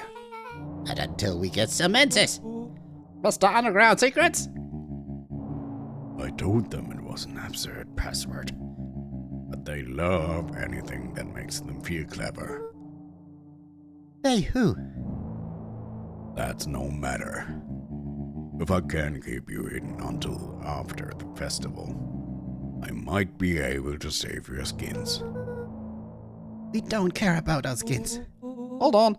I like my skin. This all stops now, Nuncrete. Joseph waited for a moment in silence. You sound just like him. Who? Walt. You don't get to talk about my dad. You know your father and I were friends back before. He gestured toward the strange tubes. All of this. That's a lie. It's true. I used to bounce you on my knee. What happened? Same thing that always happens. Reality, complications, life. We were a team, Walt and I. An idealistic doctor and a bright-eyed pharmacist. Both hell-bent on helping folks. So you were his sidekick? No. We were partners. He helped the patients and I helped him. Yep, total sidekick. Nuncrete let out a growl of a sigh. Luca and I need you to know this. I need someone to know this. One day, Sharper Valentine comes to us. Says he's got an opportunity. He found out that he didn't quite understand. And he was willing to pay us both handsomely to help him understand it. And my dad said no. Your father and I both believed in helping people. But the thing I could never get him to understand was, it's a lot easier to help others if you help yourself now and then. Classic sidekick into villain plot line. Walt loved Righteous almost more than he loved his family. Was wrong about one thing though.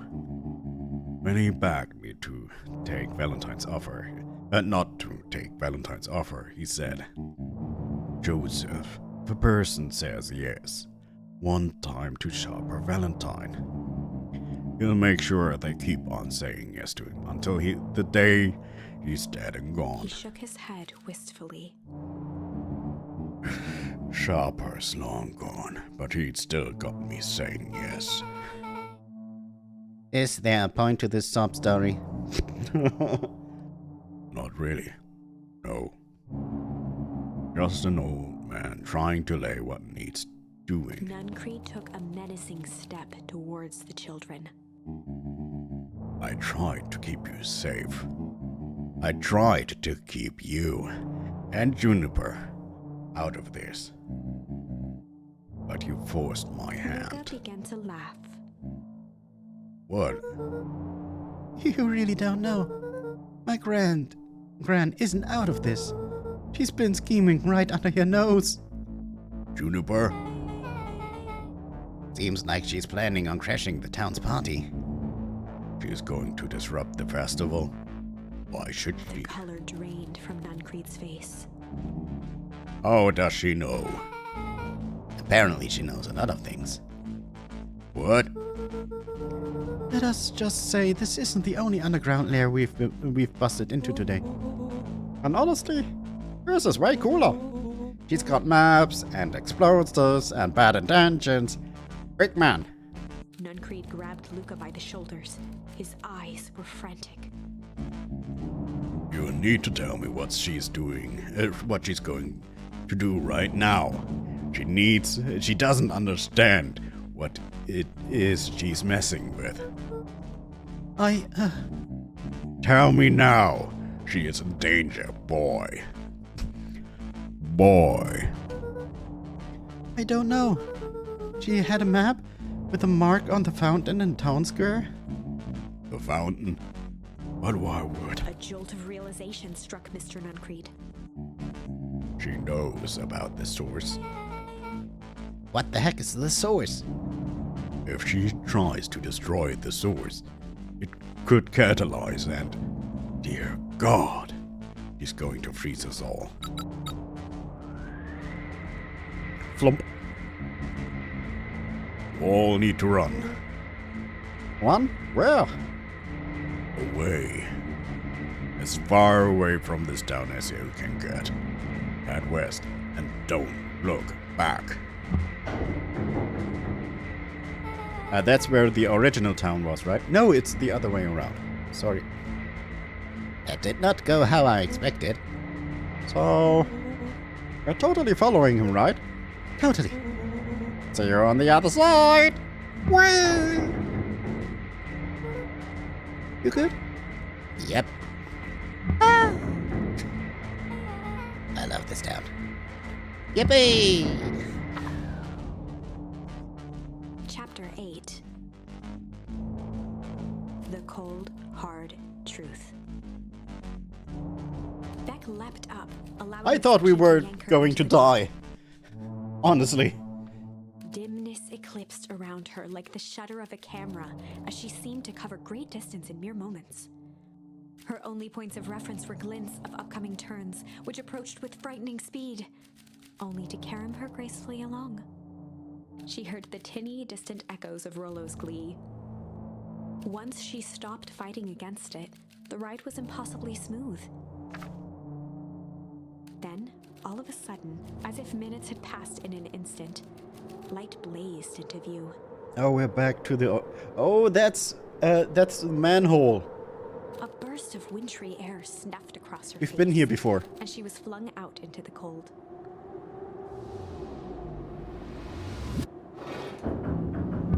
Plump. Plump. Plump. Okay, pause. It's been 2 hours, and I think now is a good time to actually take a break. At least I think so. Let me mute the game sound. Okay. Yeah, run to pee. So we're taking a little break, about 5 minutes. I need to rest my voice a little bit and move around a little bit because I've been sitting my butt flat. So yeah, see you in about 5. I will play some clips for you.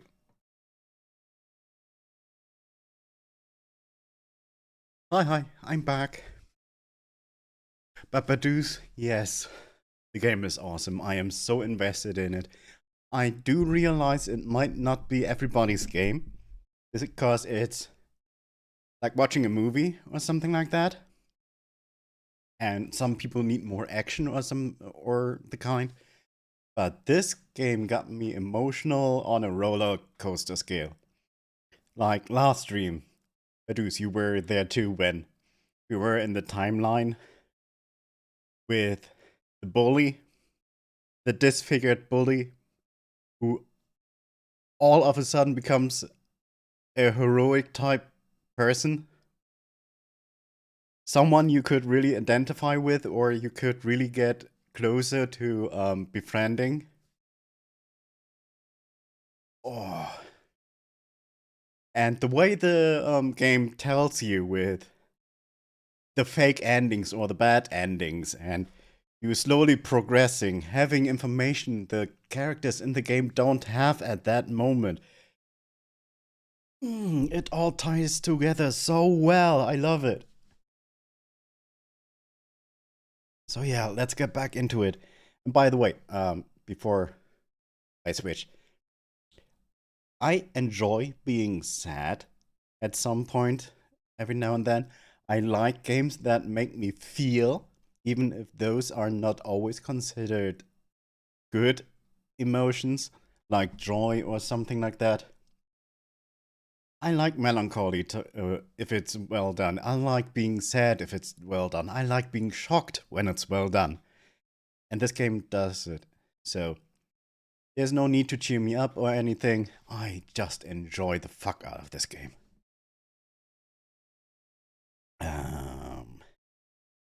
Switching back. Getting audio back. You hear the snow. And for those who weren't around the end of the last stream, we've already been here. This is the original Beacon Pines town. Beacon Pines town where everyone lives at right now is a new one. It's a fake one. They relocated everything. And yeah. This is what's actually... Yes, I won't tell the rest. It will be good. That was intense? Yeah. I think I might have parted with my fluids in there. No, you went in first! Why? Why do you say this? Ugh! Any idea where we are? Somewhere cold. Doesn't look like it got any of us. I didn't feel like we traveled that far. So where did where did it all go? Oh no! Oh fuck!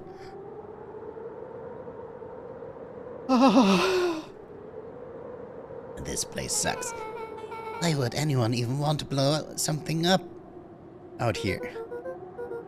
Only one way to find out, I suppose. You've got to catch up on Creed. I think he went this way.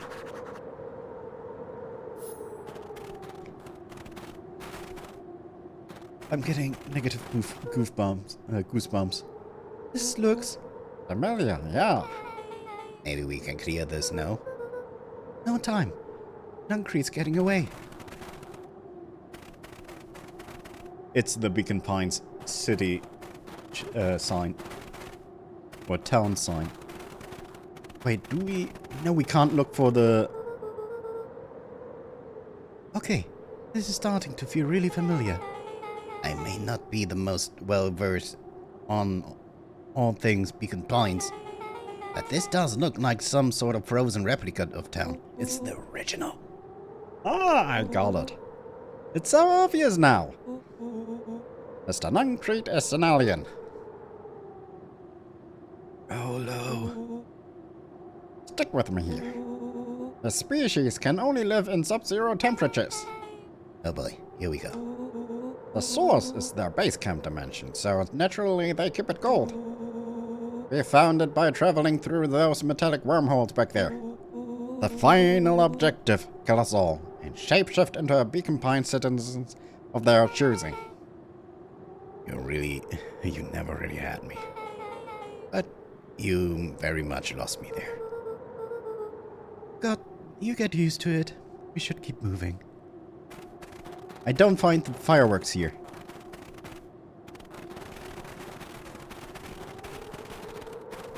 Always aliens. It never was. Jump, jump, jump. As they rounded the corner to No, the no, frozen town spot, don't ignite it. No. I know I'm talking about the over the voice acting, but no. Get that torch away. He held his arms out gingerly, as if approaching a beast in the wild.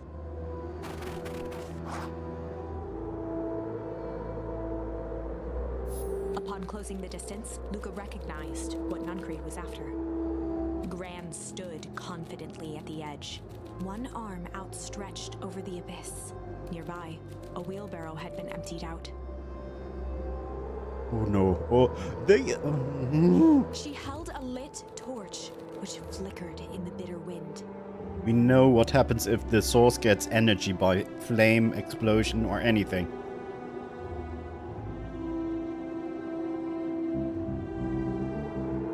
Juniper, I don't know what you think you're doing, but I assure you, this is not going to solve anything. If you drop that, you've doomed this whole town. Oh, it wasn't me who doomed this town. I've been watching you, Joseph. I know what you've done. You and your co-conspirators. Gran, what's happening? Luca, you and your friends need to leave this right now. Mr. Nuncrete turned back toward the kids. Hi Art, how you doing? In his eyes. Intense situation right now. I probably can't talk much. Listen to your grandma, Luke. This is between me and Juniper. Rolenbeck held steadfast in awe. Luca approached closer. Mr. Nuncrete spun back toward Gran, his voice growing louder. You've got it all wrong, Juniper. Just hand over the torch. You don't understand what you're doing. How could you possibly trust you? How could I possibly trust you to do the right thing? Walt told me everything. He trusted you, and you betrayed that trust. Luca, did you know that this man's entire life is a lie? If it weren't for him, your father might still be alive. Mr. Nuncrete winced with anguish. His voice hardened.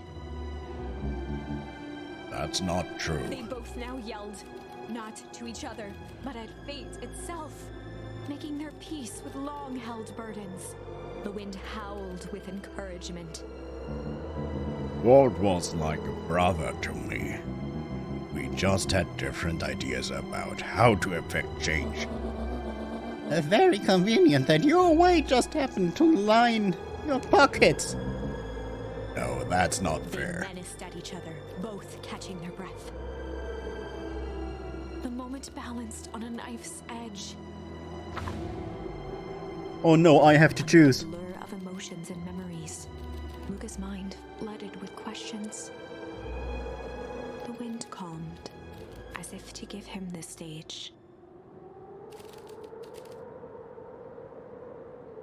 And in the stillness, he began to...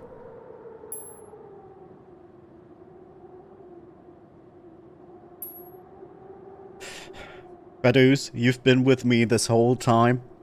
This is on you. Do you want to choose?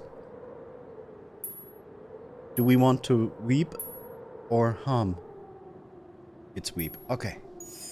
And in the stillness, he began to weep. Had the same idea, by the way. It was all just too much. Falling to his knees, Luca whimpered softly. The tears crystallized as they hit the snow. Gran stared at Luca for a moment with warm sympathy, remembering why this was all necessary. This is all make sense soon, Luca. And everything can go back to normal. I promise. She stiffened up and brandished the torch at Mr. Nuncreed.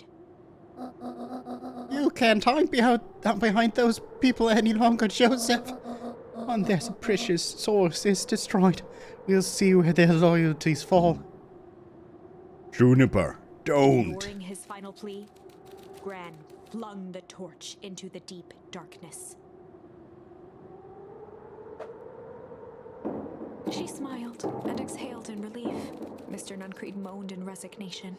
The torch echoed as it ricocheted down the hole, punctuated with a thunderous thud. That is not what I thought would happen.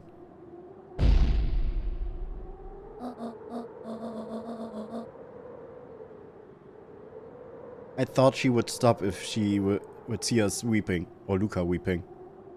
You see, Joseph, I've learned one very important lesson in life.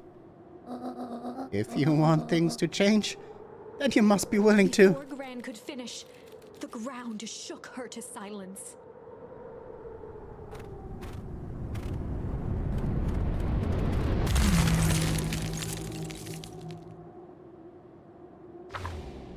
And we're all frozen again. Gran only had time to spin around and run to Luca.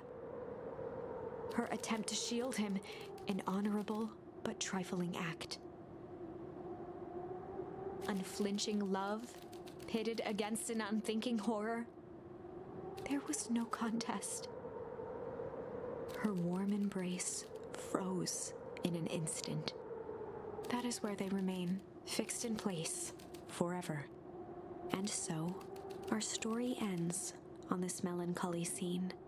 In a town brought low by its secrets, sits the frozen statues of a misguided band of meddlers. The end. Well, that was dire. We need to go back. On the bright side, we finally figured out where all the ice is coming from. We already knew that. Now, we just need to find a way to deal with a mystic, unfathomable force of nature.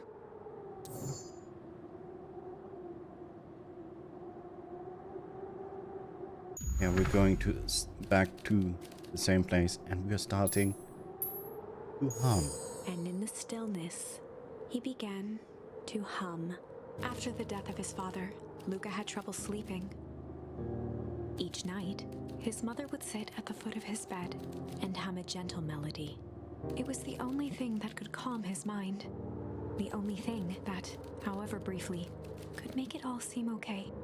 That melody pervaded every memory Luca had of his mother. Shivering in the raw snow, he began to hum it out loud.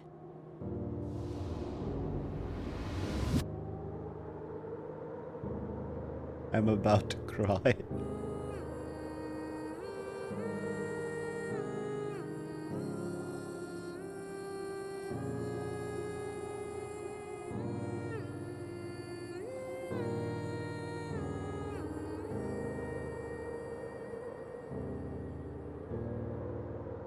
Gran lowered the torch, listening closely.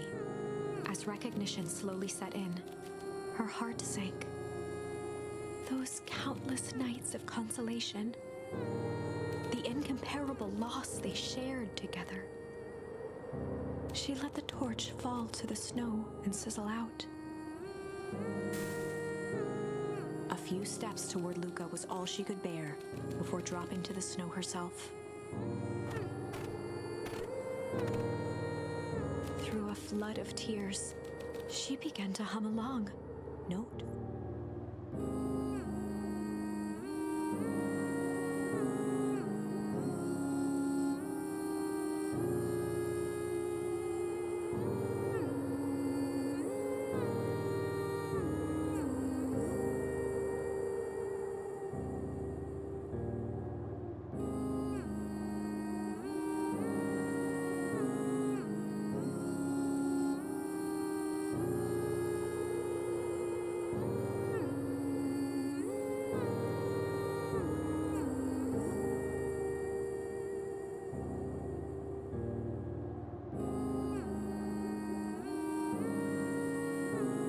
Luca lifted his head in astonishment. The last time he heard that melody was the last night he saw his mother. Oh, how do you know? I'm sorry, my little buckaroo.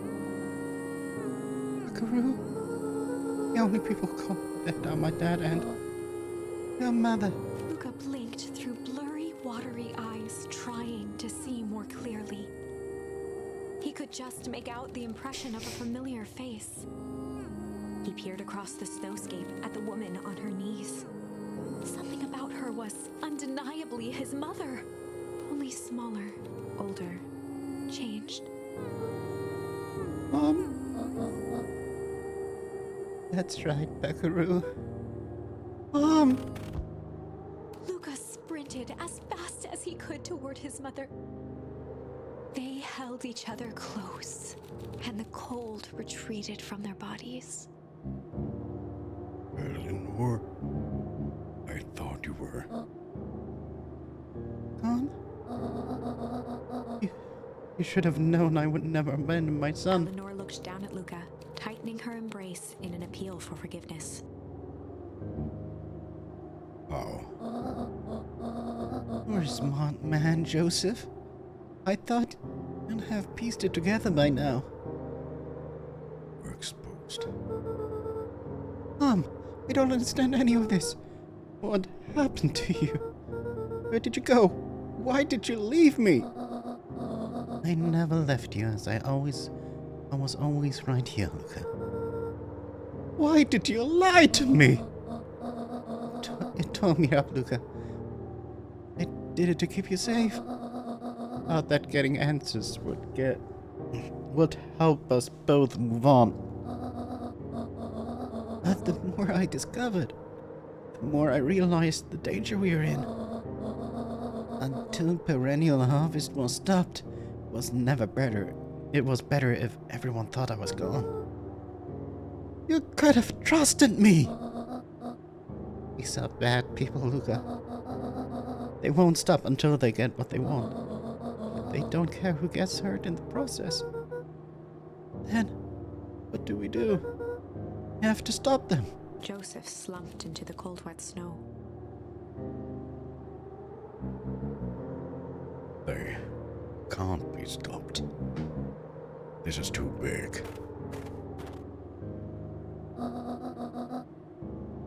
I tried bathing them in their own game, beating them in their own game. I'm done fighting fire with fire. For the first time in a long time, her voice felt like her own again. No more lies. I see now there's a better way to stop perennial harvest. The cold hard truth. He gazed down at Nuncreed with pity. He looked small. Joseph stared into the snow as if searching it for answers. Come on, everyone. We've got a party to crash.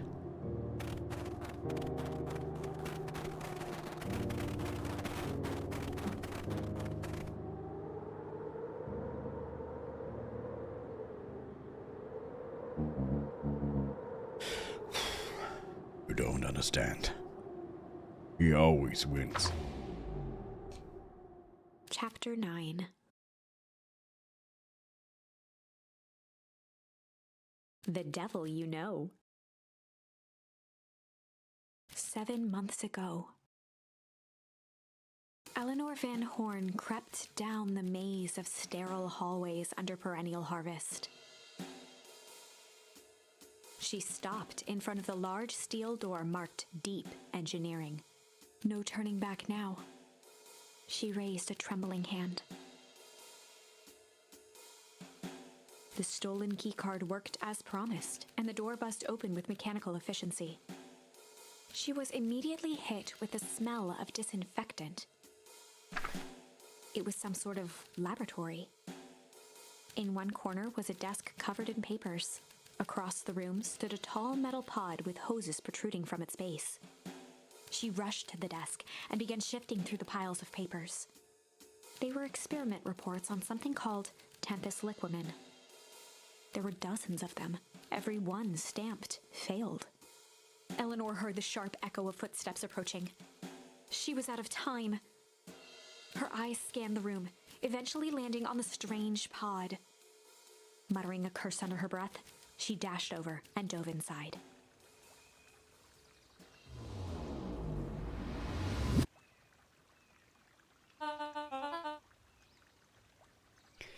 Give me a second. Holy shit. That was intense. Now off to a totally different kind of scene. And that is what change is all about.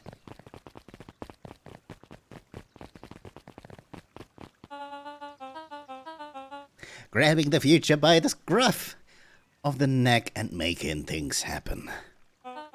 Change is choice. I am tickled pink that we will be all making that choice together.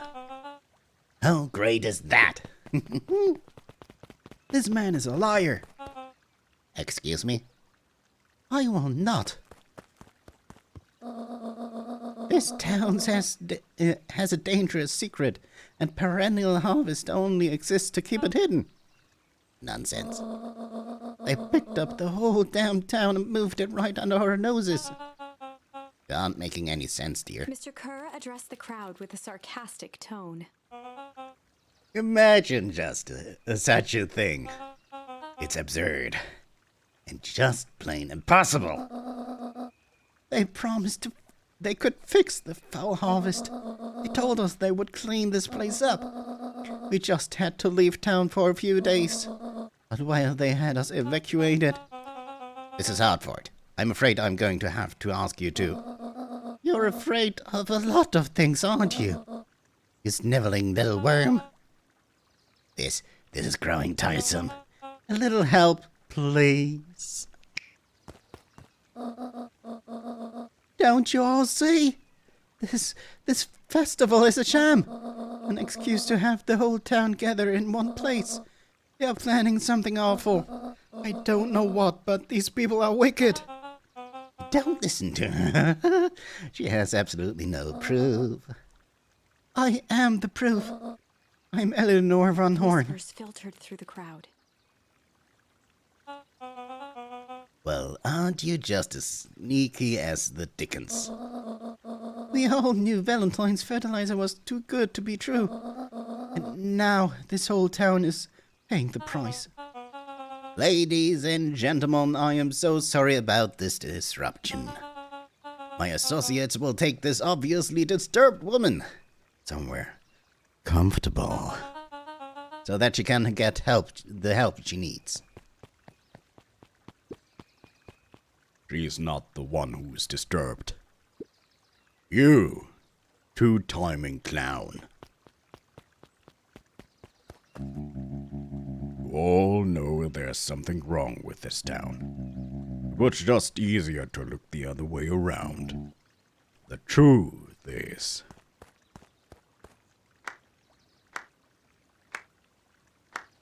The slow clap.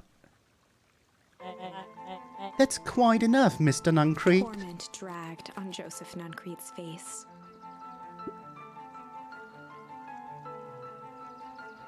Wait!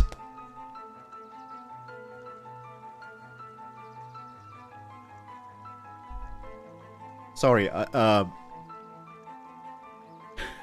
that's either that or, the first mayor. if our mother got older by being infective or getting close to something, this little feller is probably someone who's usually older. Liking licorice. The father of Harris and the mayor. In his will, there was a passage that this young boy had to be adopted. This is a long-ass plan. Holy shit. Yes, sir. Sir. Take them away. No. I want them to see this. Ah, the ever-tempestuous Eleanor Van Horn. You've been quite the thorn in my side. Like a weed that's burrowed in where it doesn't belong. I must confess you look He dreadful. paused for a moment, plucking a piece of fuzz from his sweater and discarding it to the ground. Consider yourself in rare company. You've managed to pull one over on me. It won't happen again. I knew you had some sort of plan to disrupt our little party.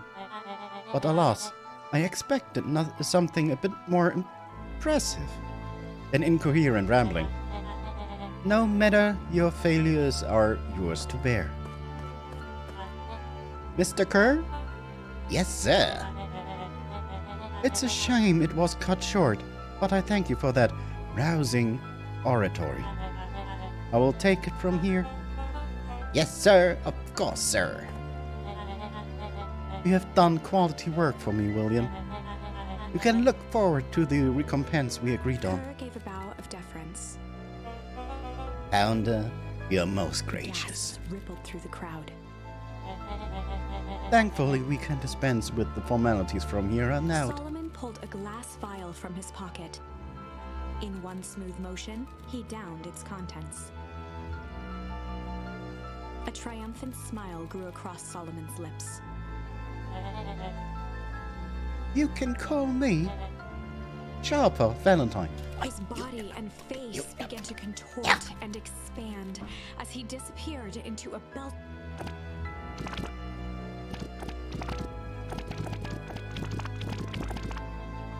A hushed horror gripped the crowd. This is a story about change. What? No. Oh, you didn't see that coming.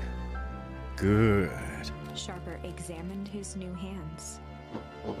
Well, this was quite the improvement. Everything looks so much smaller now. Eleanor was right about one thing. The festival wasn't a ruse. I wanted you all to witness my glorious return in your own eyes. Why does everyone look so downtrodden? This is a celebration, people. Maybe it would help if we set the mood. Mr. Kerr, be a dear and reveal the sign. Sharper Valentine Festival. Ah, wonderful! Sharper choked out a crude squawk of a laugh. Frustrated grumbles sprinkled through the crowd. Sharper, you malicious bastard. I'm glad you're back, so I can tell you to your face. You destroyed this town. We ain't gonna let you get away with that again.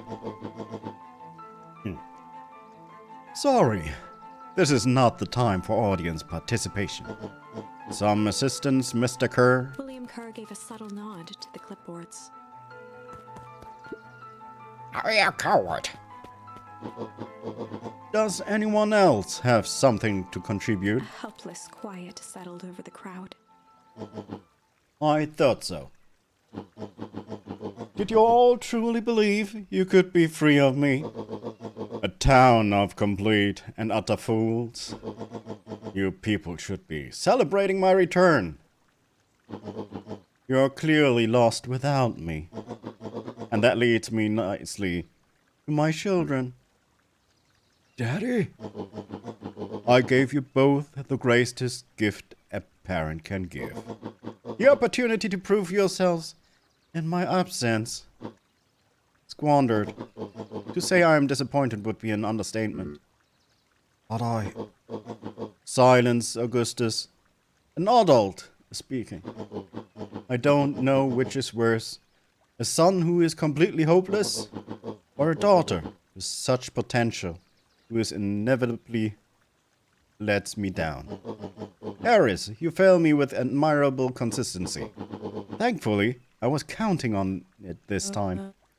Father, I have been wasting time, my dear. What have you accomplished? I was focused on cementing your legacy. Legacy? Who needs a legacy when you can just live forever? But what about... It's all right, kiddo. I'm afraid you suffer from a complete lack of imagination. There's just no helping it. Now then, where's Joseph? You didn't take the opportunity to slip off, did you? Ah, there he is. Everyone should give him a hand. None of this would have been possible without Joseph. You think you've said enough? Nonsense. The people deserve to know how helpful and loyal you've been. I only did what I did because he left me no choice.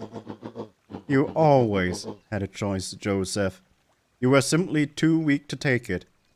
Oh shit, when we were on the ground he said he is still making him say yes. Ah, I thought it sounded weird, but holy shit. No matter, cheer up. You are about to be rich beyond your wildest dreams. You should follow Mr. Kerr's example. When I found him, he was in a sorrier state than any of you. An aging actor desperate to recapture his youth.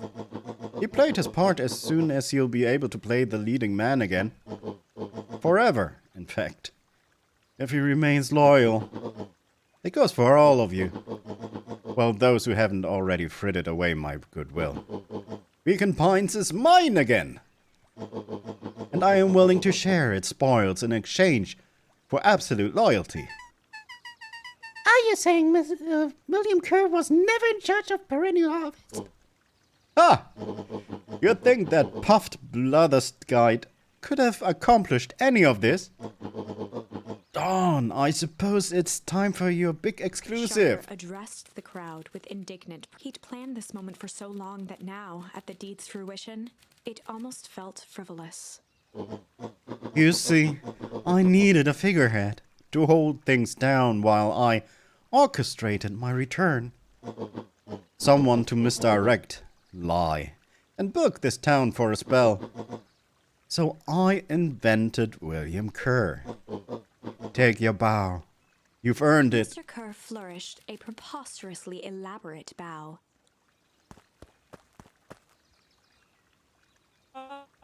Patrick C. Montesquieu, thespian extraordinaire at your service.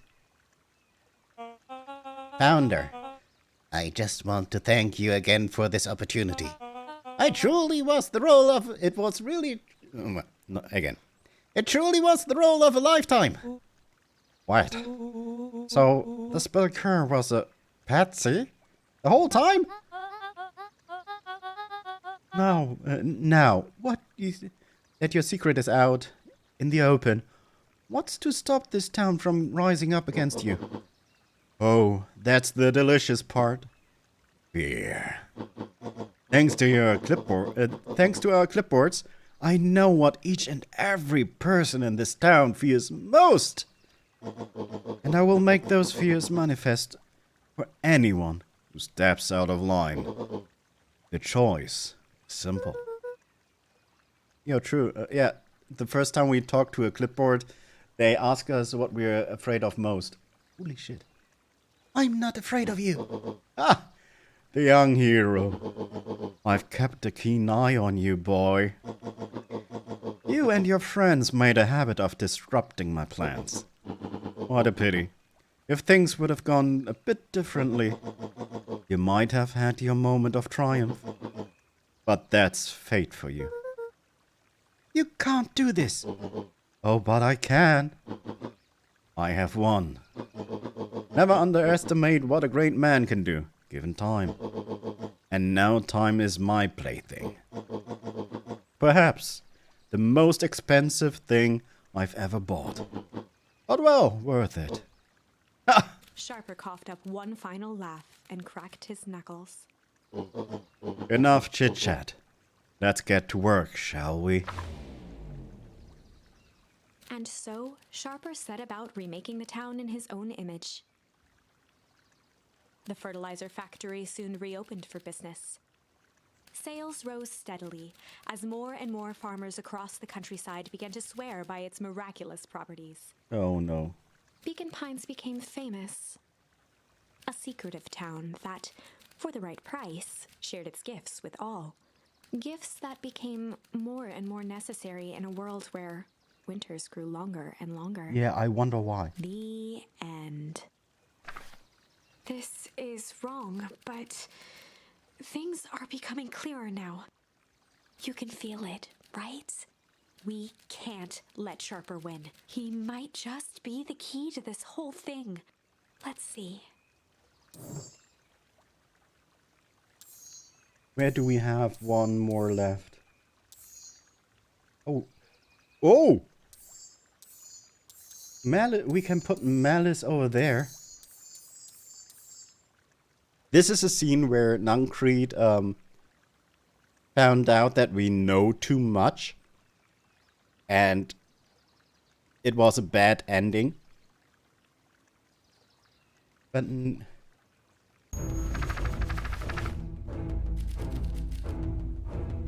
Luca peered up at Mr. Nuncreed. Sorry I hit you. I hope you didn't hear that too much. Luca peered up at Mr. Nuncreed. Kind eyes warmed a stern face. There was a deeper emotion hiding beneath it all. It was subtle, but Luca could sense something eating away at him. There was a... Yeah, it slipped my mouth. There was a malice lurking behind those eyes. There was a malice lurking behind those eyes. Like a trap ready to spring. Luca felt the weight of Nuncreed's hand on his shoulder. Run, boy, run. Something wasn't right. He didn't know why, but something was telling Luca to get out of there. Just want this all to be over. Of course. I'm sure it will all work out soon enough. I should get going. I told Roxy I'd check for Rolo at the treehouse. Twisted free of Nuncreed's grasp. Yes, of course. Luca, you know your dad and I were good friends back in the day. Can come to me with anything. Anything at all. Don't trust him. Run.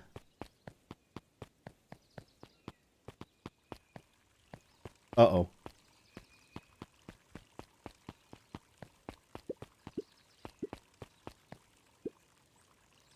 The festival decorations are a bit humdrum.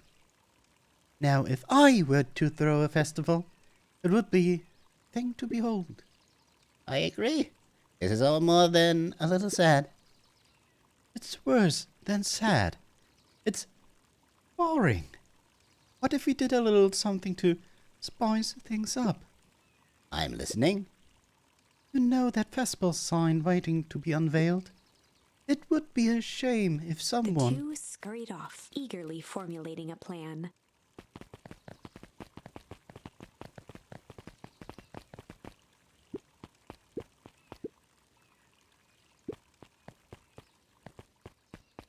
I'm having a look over here if there's anything I missed. Hey, Dawn. What? Is it true about Rolo? Yeah, You didn't come home last night. Oh, it's that time zone. Oh. I wonder if it's connected. Connected what? I was checking on its reports about increased activity around town. What sort of activity? Windowless trucks, mechanical noises, strange lights. Your typical shady stuff. Who would be doing all that and why? Well, I have a few leads. The Valentine's family is always suspicious. Perennial Harvest certainly has the resources. Do you have any idea where Rolo could be? The best place to start looking is where the trail went cold. Where did you last see him? We were in Weepwoods, right by Valentine's fertilizer. I'll check out Weepwoods when my shift ends. I do my best work at night.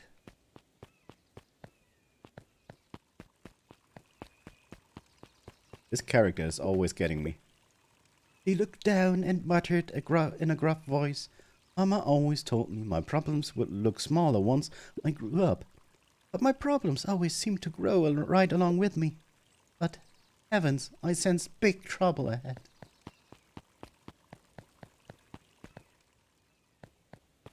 Okay.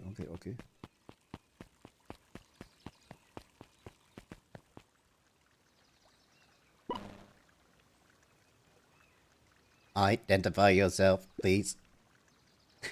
Nellie Modewell. I work here now. I am unable to locate you on your staff roll.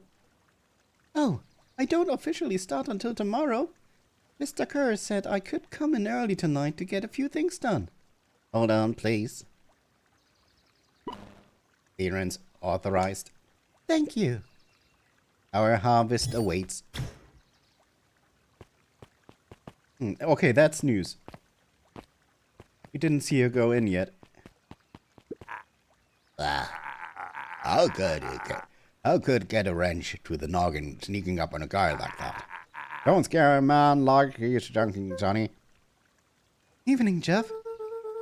It's kinda late to be junking. I might as well ask the same thing of you. Ain't anything good?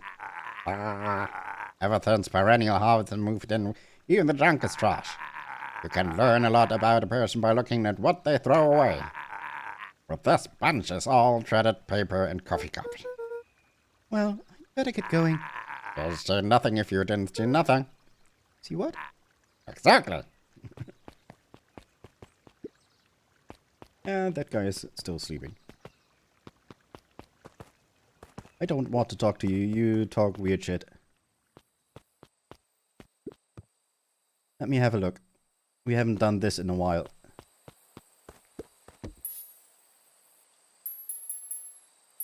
Pungent. Luca wrapped a twig of some fish have refined taste.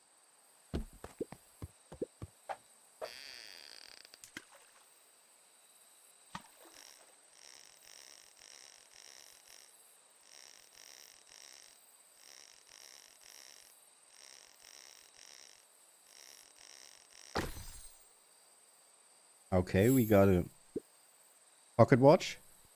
Property of Sharper Valentine. Yes. If you had its way, property of Sharper Valentine would be written on everything in this town. Should we give it back to him? He may not even want it back. The man's got a continuous relationship with time. We'll keep it here in case whoever wants to pick it up. Ah! The hint!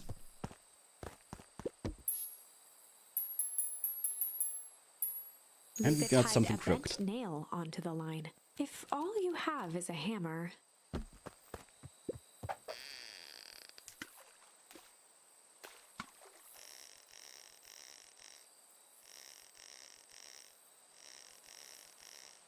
Come on.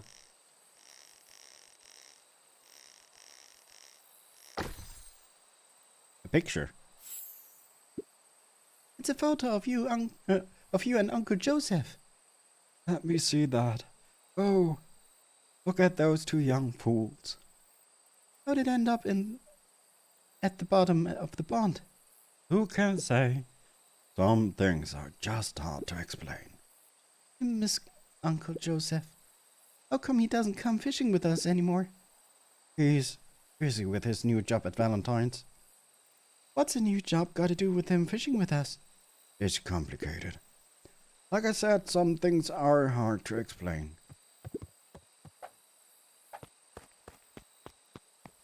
We still haven't found everything. What are you talking about? Hey, Jetson. You seen Rolo come this way by any chance? Right not. As elusive as the fish in this ear pond. Oh yeah, right. I'm going into the direction of... Yeah, this is the wrong direction. I wanted to go to the Weeping Woods, which is more over here.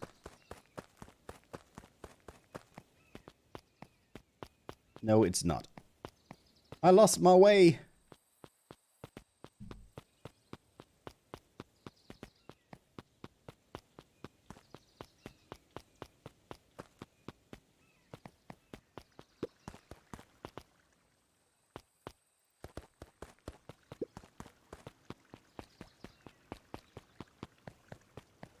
Just keep running, running, running. This is the path of the diner.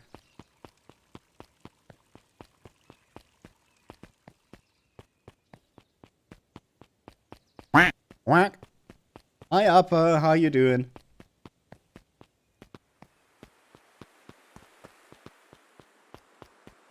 Okay, they shielded this one down now. Oh, wait, Oh, the game actually told me I have to wait at the treehouse. I thought I was to go to the Weeping Woods.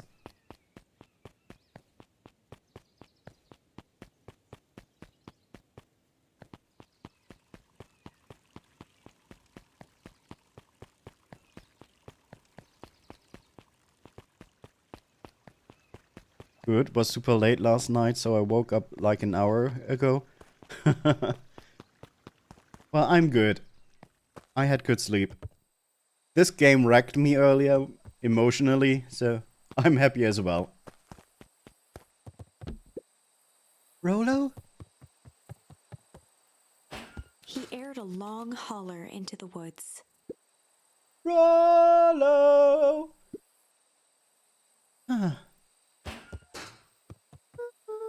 Rolo, wherever you are, I hope you're okay. Luca felt his eyes getting heavy and plopped into the beanbag. He conceded to its lumpy embrace.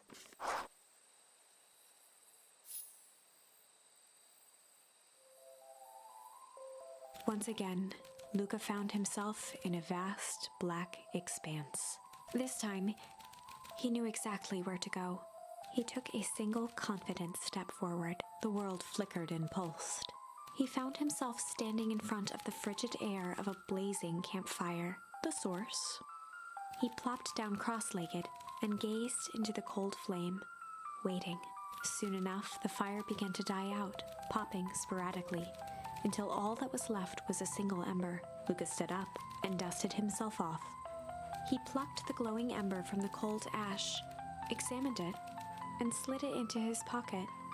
That's how you create, forest fires. A keepsake. The voice of his father spoke behind him. "You made me proud, Buckaroo."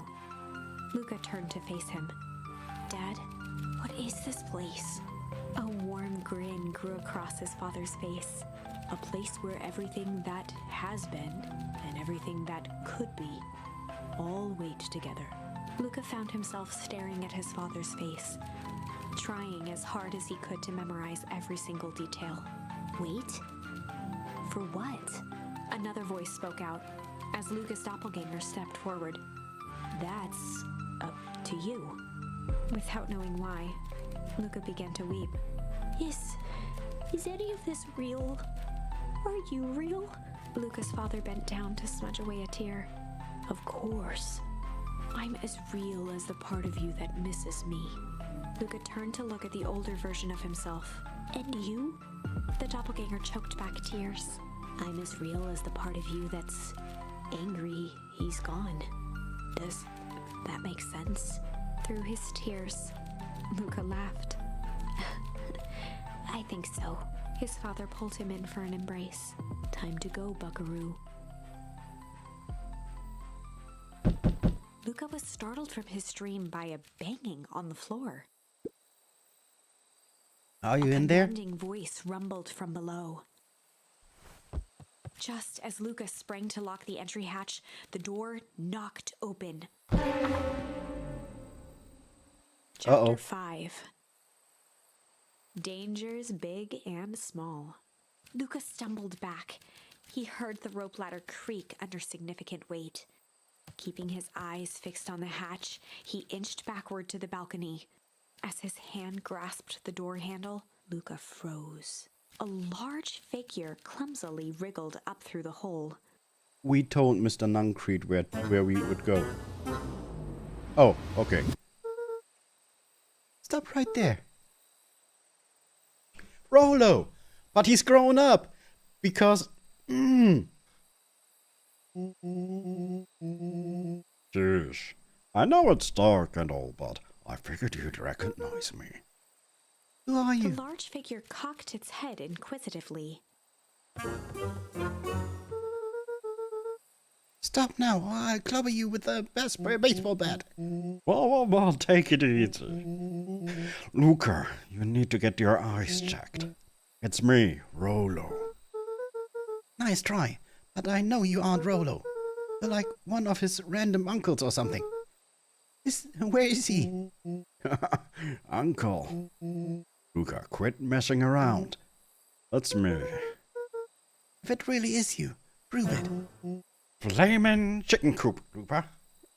Luca's jaw dropped. He peered more closely at the man standing in front of him.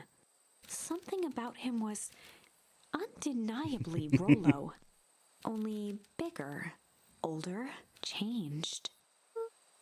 How? What happened to you? When I was running away, I ran into more people in those yellow suits. They grabbed me and dragged me away. What? Where did they take you? No, they threw a bag over my head. It was cold and smelled like a swimming pool. Chlorine. I think it was an underground lab or something. They made my hands all big. Look, Rollo proudly presented his hands to Luca. pretty sweet, all right? I mean, it wouldn't be my first pick for a superpower. But beggars can't be choosers. Rollo, it wasn't just your hands. My feet too? Bang! Pa just made me new shoes. Wait, Luca, why are you so Luca small? moved to the side and pointed Rollo to his reflection in the balcony window. Yeah, still our old Rollo. What His the? hands shot up to his face. Holy Toledo! Rollo, what did they do to you? They made me drink some sort of green crud. Ew. Actually, it wasn't too bad. Kinda tasted like licorice. Yeah! I passed out and woke up like this. And then I sorta smashed open my cage and escaped. Oh, you smashed open a cage? Kinda. At least I think I did. It's all a bit of a blur. They had you in a cage. What are those people? I don't know who did this to you, but we're gonna fix it. Fix it? This is awesome! Well, I'm glad you're safe now. Luca, you don't need to worry about me. Sure, I got snatched, but look at it this way.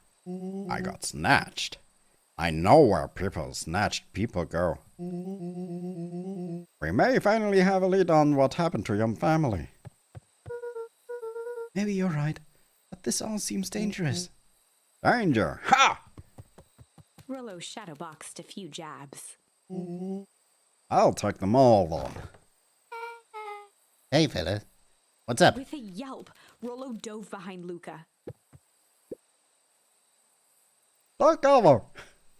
Yeah, he's gonna take care of everything, huh? He's so brave, he's so strong.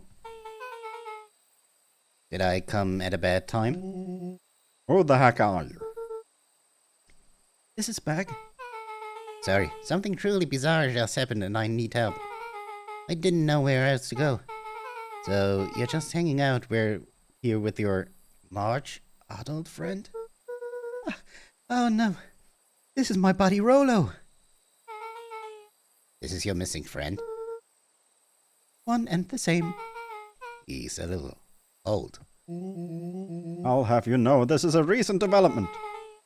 What the heck does that mean? I'm so sorry.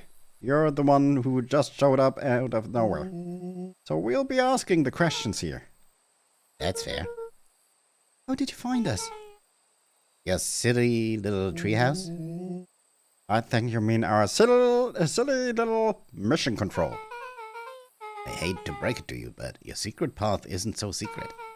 And I could hear your record from a mile away. See, Luca? This is why we need to improve security around here. Not now, Rolo. Beck, you said something bizarre happened. Yeah, but She shot a nervous glance at Rolo.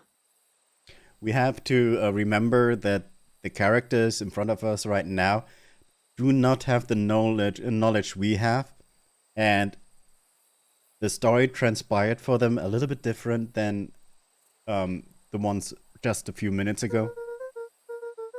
Anything you can say around me, you can say around Rolo. this has been a weird day all around, hasn't it? Yep. Beck's eyes narrowed. Okay, so it all started when I made it back home. My first order of business was to try and salvage my hair. Oh yeah. She actually put some of the aging goop on her hair, and it all turned blue instead of black. So I dyed it with some stuff from the chemistry set my mom gave me.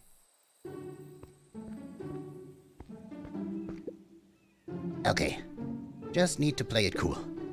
And I hope no one notices. Notice what? Oh, nothing. I was just... So, come over here and let me have a look. Oh, honey, what in the world did you do to your hair? I just kind of felt like a change. This is going to take forever to grow out. You were the one who said that change was a good thing, right? I was talking about your mother's new job. I was talking about us moving. Well, I guess I just took your lesson too Luna hard. tried to put on a smile. Before I forget, I came up here to tell you that Nellie had to go into work. Tonight? Her and Mr. Kerr decided it would be good for her to get some things done before tomorrow. That Kerr guy seems like a grade A creep. Beck! He is! Him and his weird cult of personality. You are not going to ruin this job for Nellie. It means so much to her. Oh, I know exactly how much it means to her. It means enough to her to exile her daughter to this podunk town. This place sucks. The people are weird. You just don't know them yet. It's always cold. We're in the mountains. You'll get used to it. I can't even pick up a single decent station on the radio. It's all banjo music and farm reports. You know, I grew up in a town not that different from this one. Is that why you were better at talking to plants than people? Okay, so here's what we're gonna do. First of all, you're grounded. What? In the morning, I'll have Nellie come and see what we can do about fixing your hair. You need to look presentable for the festival. But Not another peep. She sighed, and after a moment, looked down at Beck sympathetically. I know moving is hard, honey, but that doesn't mean you have to make yourself miserable all the time. other people seem to have that covered for me. Oh, and if you decide to rebel by dyeing your hair more, She flashed a sly grin and tousled Beck's hair. I'll just shave it off for you. Oh, fuck! What a mom! Think of how rebellious you look then. Very funny. Thank you. Good night, sweetie. Good night, Mom. Wait. First of all, this town does not suck. Second, you need to help because you got grounded. No. I'm sorry you got into trouble. It's my fault your hair got screwed up in the first place. Yeah, Beck is cool. She is smart. Really smart. When we were trying to get information out of a person, she got the most out of it by pretending she was in and letting the other person just fill in the blanks.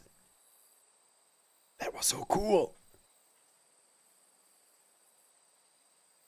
Don't worry about it. I actually kind of look this like the.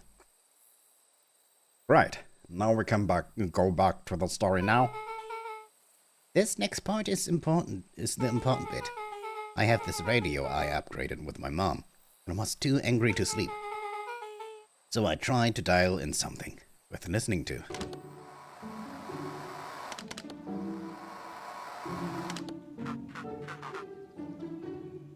Mr. Kerr, are you here?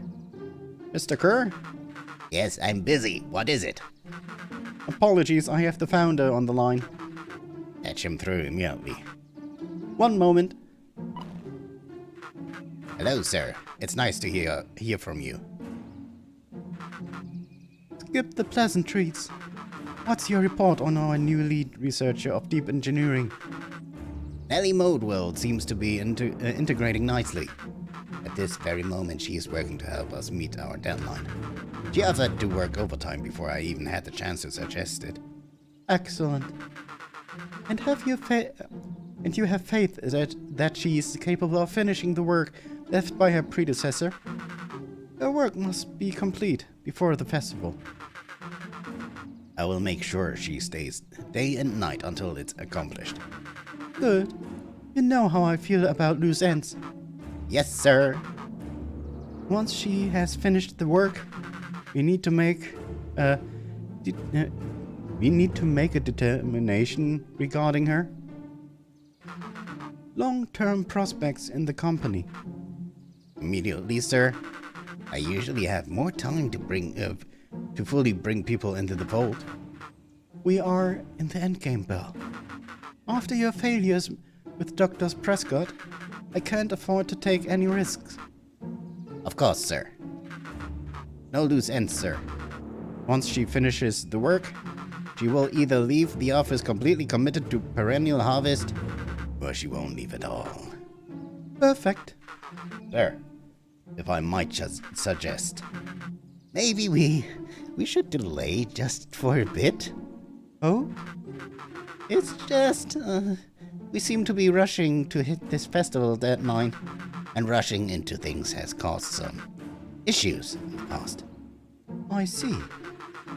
Please understand that I just want what's best for you. I'm eternally grateful for all that you've done for me. Bill, I'll make this very clear for you.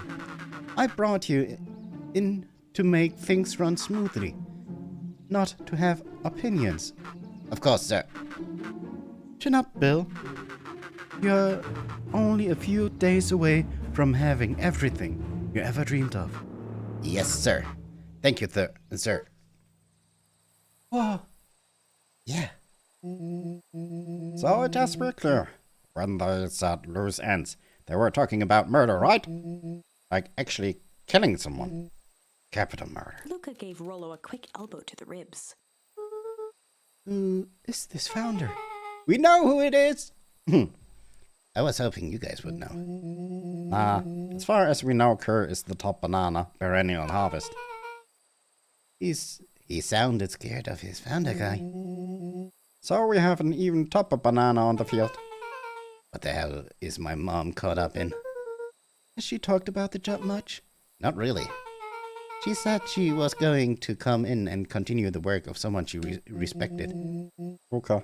Do you think that body at the warehouse was the person Beck's mom came to replace? That would make sense. But it seems like Nellie's predecessor. I got it. Got who's ended. I'm getting that impression. Okay, So we need to get your mom out of there before the festival happens. That's 2 days away. Won't she just come home after work? The creep on the radio said that they were going to hold her there until then. So if she's not coming out, we gotta go in and get Beth her. flicked a large sheet of paper out of her pocket and slammed it on the floor. Maybe this will help. You have blueprints? Well, it's really just a welcome map from my mom's PH orientation day. But it shows the layout. Sure. Looks like blueprints got to me. Look, here's the reception area. There's a big room marked Founder's Office. It even has the access marked. Guys! We have a deadline. We have an objective. We have blueprints. You realize what this is, right? Started to wiggle with excitement. I think we're heisting! This is officially a heist! Chapter 6. The Heist. They spent the night's end huddled around that small map, formulating a plan to infiltrate the headquarters of Perennial Harvest. He said so often he wanted to do a heist. And now it's finally happening. It would be no small feat. A modern facility equipped with all manner of technology. Not to mention the swarm of clipboards that would most certainly be scattered throughout. By the time the sun began to peek through the car window used as a makeshift balcony door, all were in agreement. This could just work. The final day before the festival would be used to prepare. They'd need to pool every resource at their disposal, pull every favor with a thread. Even enlist some unsavory characters around town with important tasks only they were suited for. Luckily, there was enough ill will and mistrust toward Perennial Harvest that alliances could be found at a bargain. Luca, Beck, and Rollo rubbed their eyes as they exited the treehouse. They hadn't slept at all that night. There was no time. The festival was to begin in 1 day, and they each had their assignments. Alright, quick recap. Rolo, you're gonna talk to Roxy. Cordially. Without her and Fitz, this whole thing could go bust. Me? Cordial? Is my middle name. Uh-huh. And how do you plan to explain your He new waved vaguely at Rollo's sizable figure. circumstance? Ah, she'll be so happy I'm alive she won't even Beck notice. snorted an involuntary giggle. And Beck, you sure Ilona won't just shoot this whole thing down when she hears it? She'll listen. Once she understands the danger Nellie is in, the danger we're all in, then will make sense. Okay, that leaves me with Geoff and Iggy. How are you gonna persuade them? I'll think of They something. each looked at each Oh, other. wait, yeah, we with can see sleepy Iggy again. confidence and nodded. Well, Godspeed.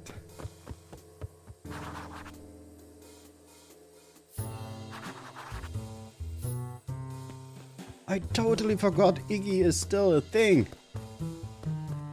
This this timey-wimey stuff is... Oof.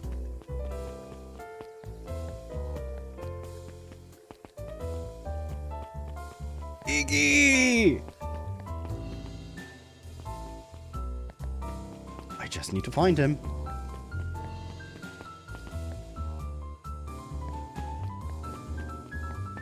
By the way, no touching. Had to do it. I can't talk to you.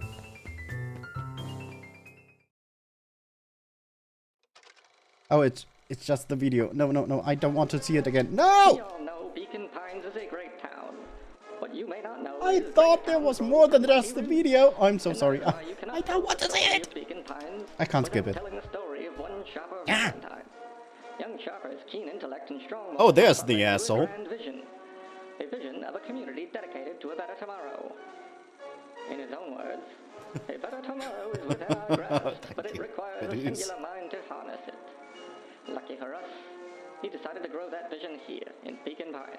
And how does one grow a better tomorrow? With fertilizer, of course. Valentine's Fertilizer Company became the lifeblood of a town yearning for purpose. But then tragedy struck, a scientific experiment gone wrong. An accident which took Chopper away from us far too soon. To this day, we struggle to pick up the pieces. But one foul harvest isn't enough to stop the people of Beacon Pines. The spirit of Sharper Valentine lives on. It lives in the hearts of everyone with a dream for a better tomorrow. Together, we will follow his example and grow a bountiful future. Paid for by the Valentine family and the Valentine Fertilizer Company Remembrance Fund.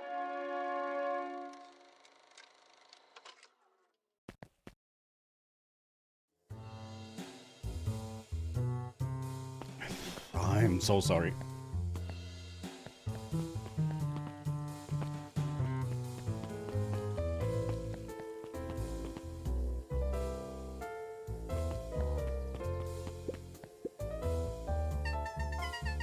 Ever wondered why an agricultural company employs an army of silver takers? The clipboards? They say they're just trying to make us happy. Do they want to make us happy? Or just figure out what makes us happy? An important distinction. Maybe they just want to know what our fears are. In this timeline, they don't know. Oh, there you are. Hey, Jeff.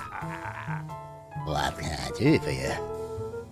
Well, I know how much you hate perennial harvest. Hate is a strong word. Oh, sorry, I mean... I didn't say it was wrong, though. Gotcha. So, we're gonna break into the headquarters, and I thought you might be able to help? Jeff wheezed out a long snicker. Yeah, see, I knew you kids were all right. Great. So The you'll joy in help? Jeff's face drained instantly. Not a chance. But There's one good reason I should risk my hide aiding and abetting your Looking rascals. into the sullen eyes of his would-be accomplice, Luca blurted out the first word that came to mind.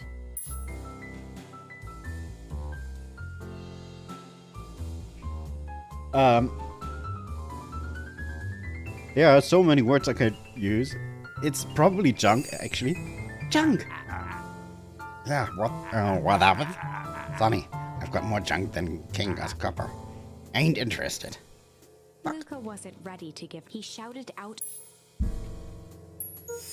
Oi! Jeff's brow perked up. What you say? Go ahead and hide Sensing some and traction, Luca carried Oh. on with vigor. let a bunch of kids do what needs to be done. We are not afraid. Jeff's scowl faded with a sigh.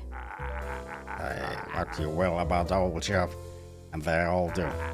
But you'll never hear them say I hid from One nothing. good stomp of the foot was all Jeff needed to drive his point home. What did your kids needed? Nice. Some sort of disguise. I've got just the thing. And while we're at it, that crate should come in handy. This ain't gonna be free, you know. I'm thinking about 5 bags of sour gobs should cover it. Put it on my tab. Luca offered out his open hand to seal the deal. With a firm and dusty grip, Jeff reciprocated. Done. Bring by first thing in the morning. Okay. Now we haven't seen Iggy in a very long time.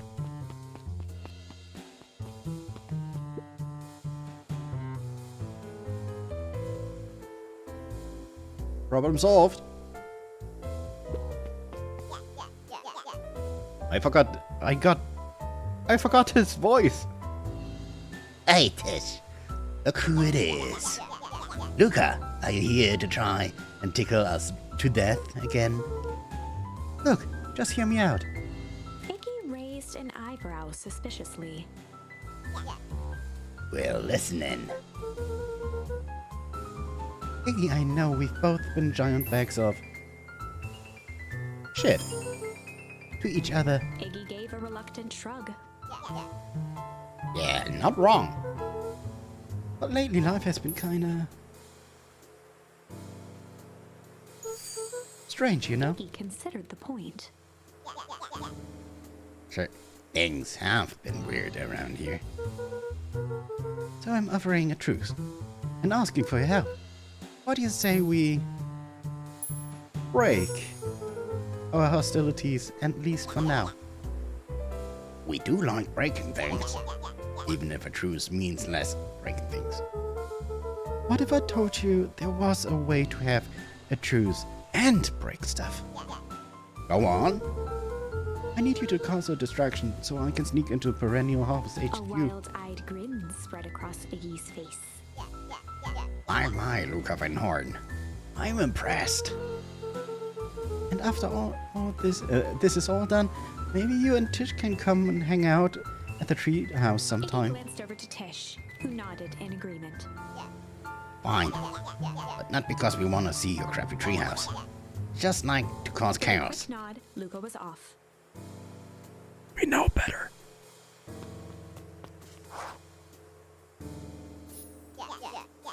Did you hear that, Tish? He gazed up at Tish with a smile.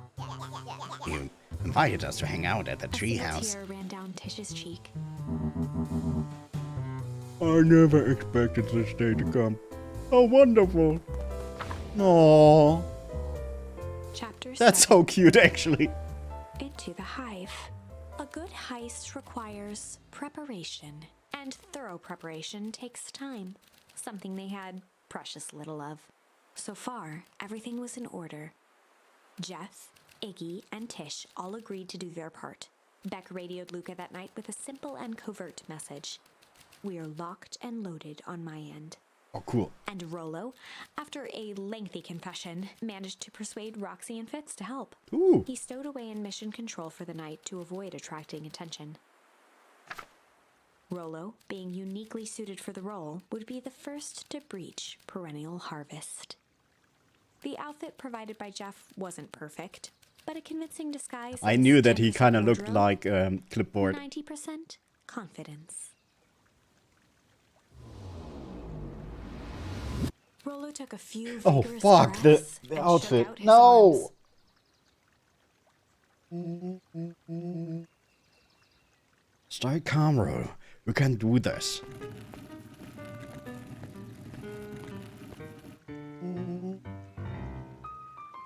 Got a delivery here. A delivery? I don't have anything in my notes about a delivery. One moment.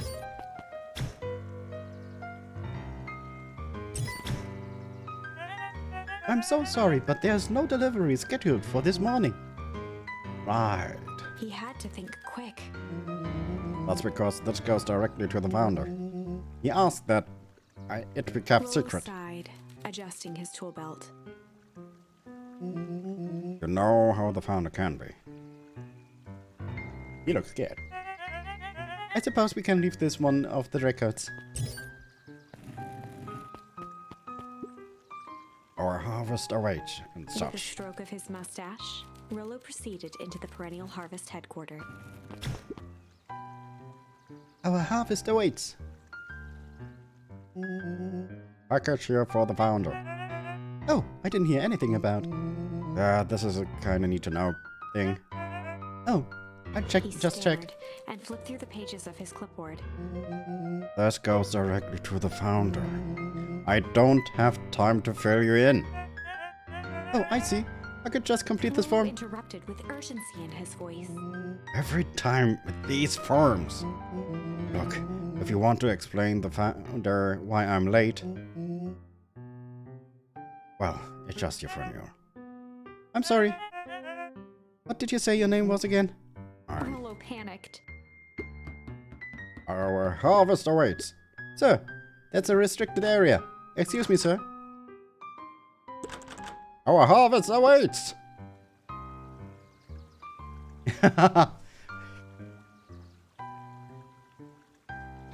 I got to switch to my TV and got a mad headache. Sorry, I can only continue to lurk.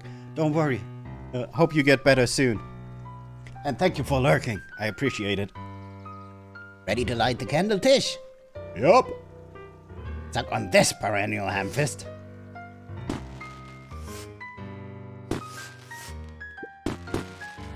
What was The that? distraction was enough for Rollo to regain his confidence. Just open the goddamn door. I've got a job to do. Clipboard fumbled around in a frenzy. Oh, thank you, Badoos. I should check on that noise. Oh, come on.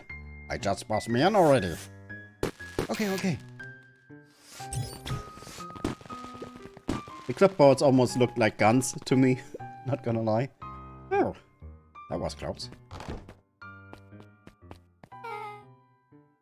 Our harvest awaits. Hey, I figure, when in doubt, stick with the classics. Well, that was a close one. But you pulled it off. Nice work, Rollo. Alright, everyone knows what to do. Yep, deep engineering is to the north. I'll go with Buck, in case she needs some muscle. I'll head east to the founder's office. You two be safe. What if I just tried to follow them? Ah, shit. Okay. That's odd. There's not even any cups for the water. Then press it anyway!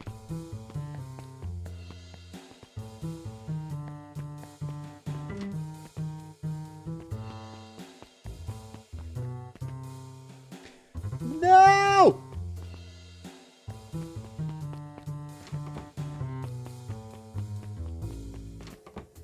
Fuck.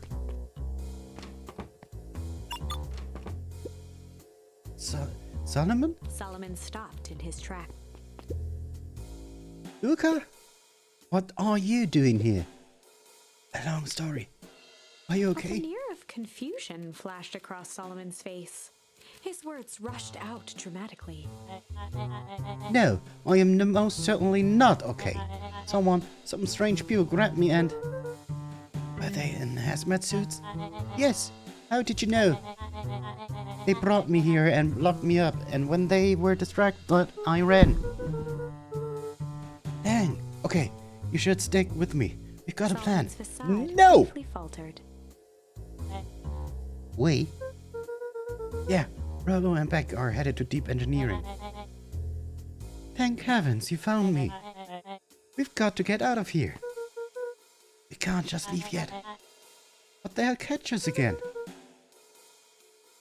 I've got to do something first. When you were running, did you happen to see a door marked Founder?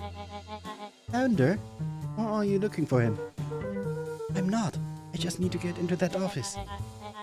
Now that you mention it, I do think I saw a door that said Founder. It was just down this Luca way. happened to notice a plaque above the door. Office of the Founder. Knocking comes with consequence. Oh, here it is. He tries to lead us away. So it is. It's pretty lucky that I ran into you, or else I might have missed it. Truly unfortunate. Luca tried the handle. Locked. Solomon leaned forward to examine the mechanism. Regrettably, it seems to be some sort of electric lock. I don't see how you or we could possibly defeat a lock like that. Luca smiled and looked at his watch. Just let's just wait a minute. Oh.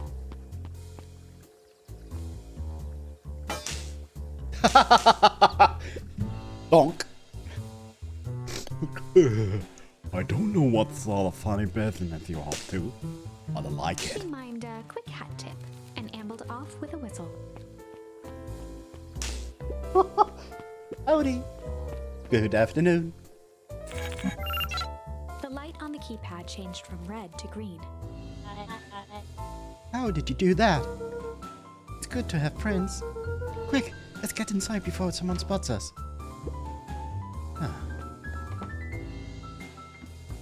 Luca switched on his walkie-talkie.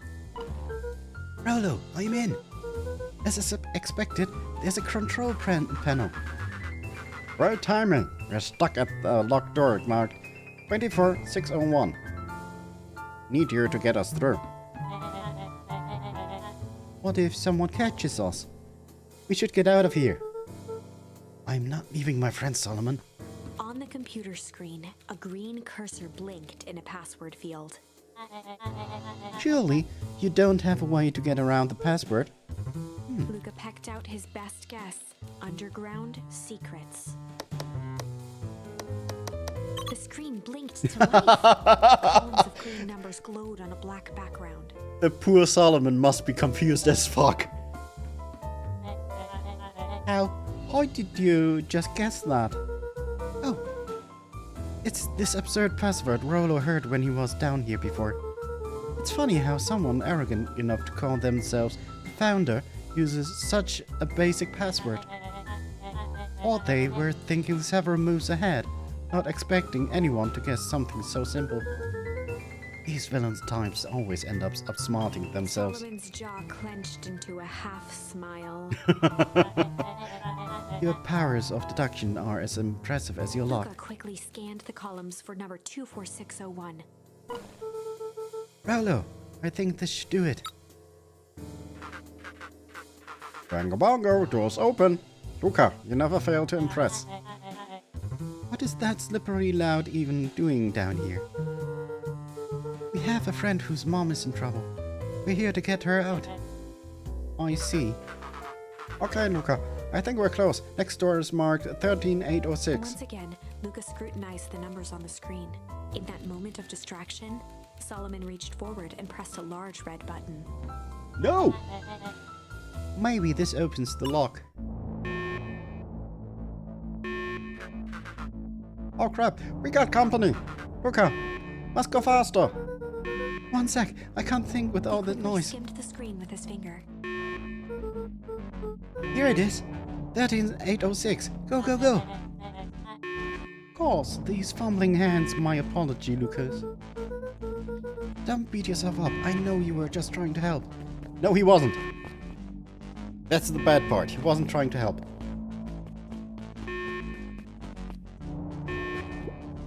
Oh man, no water cups.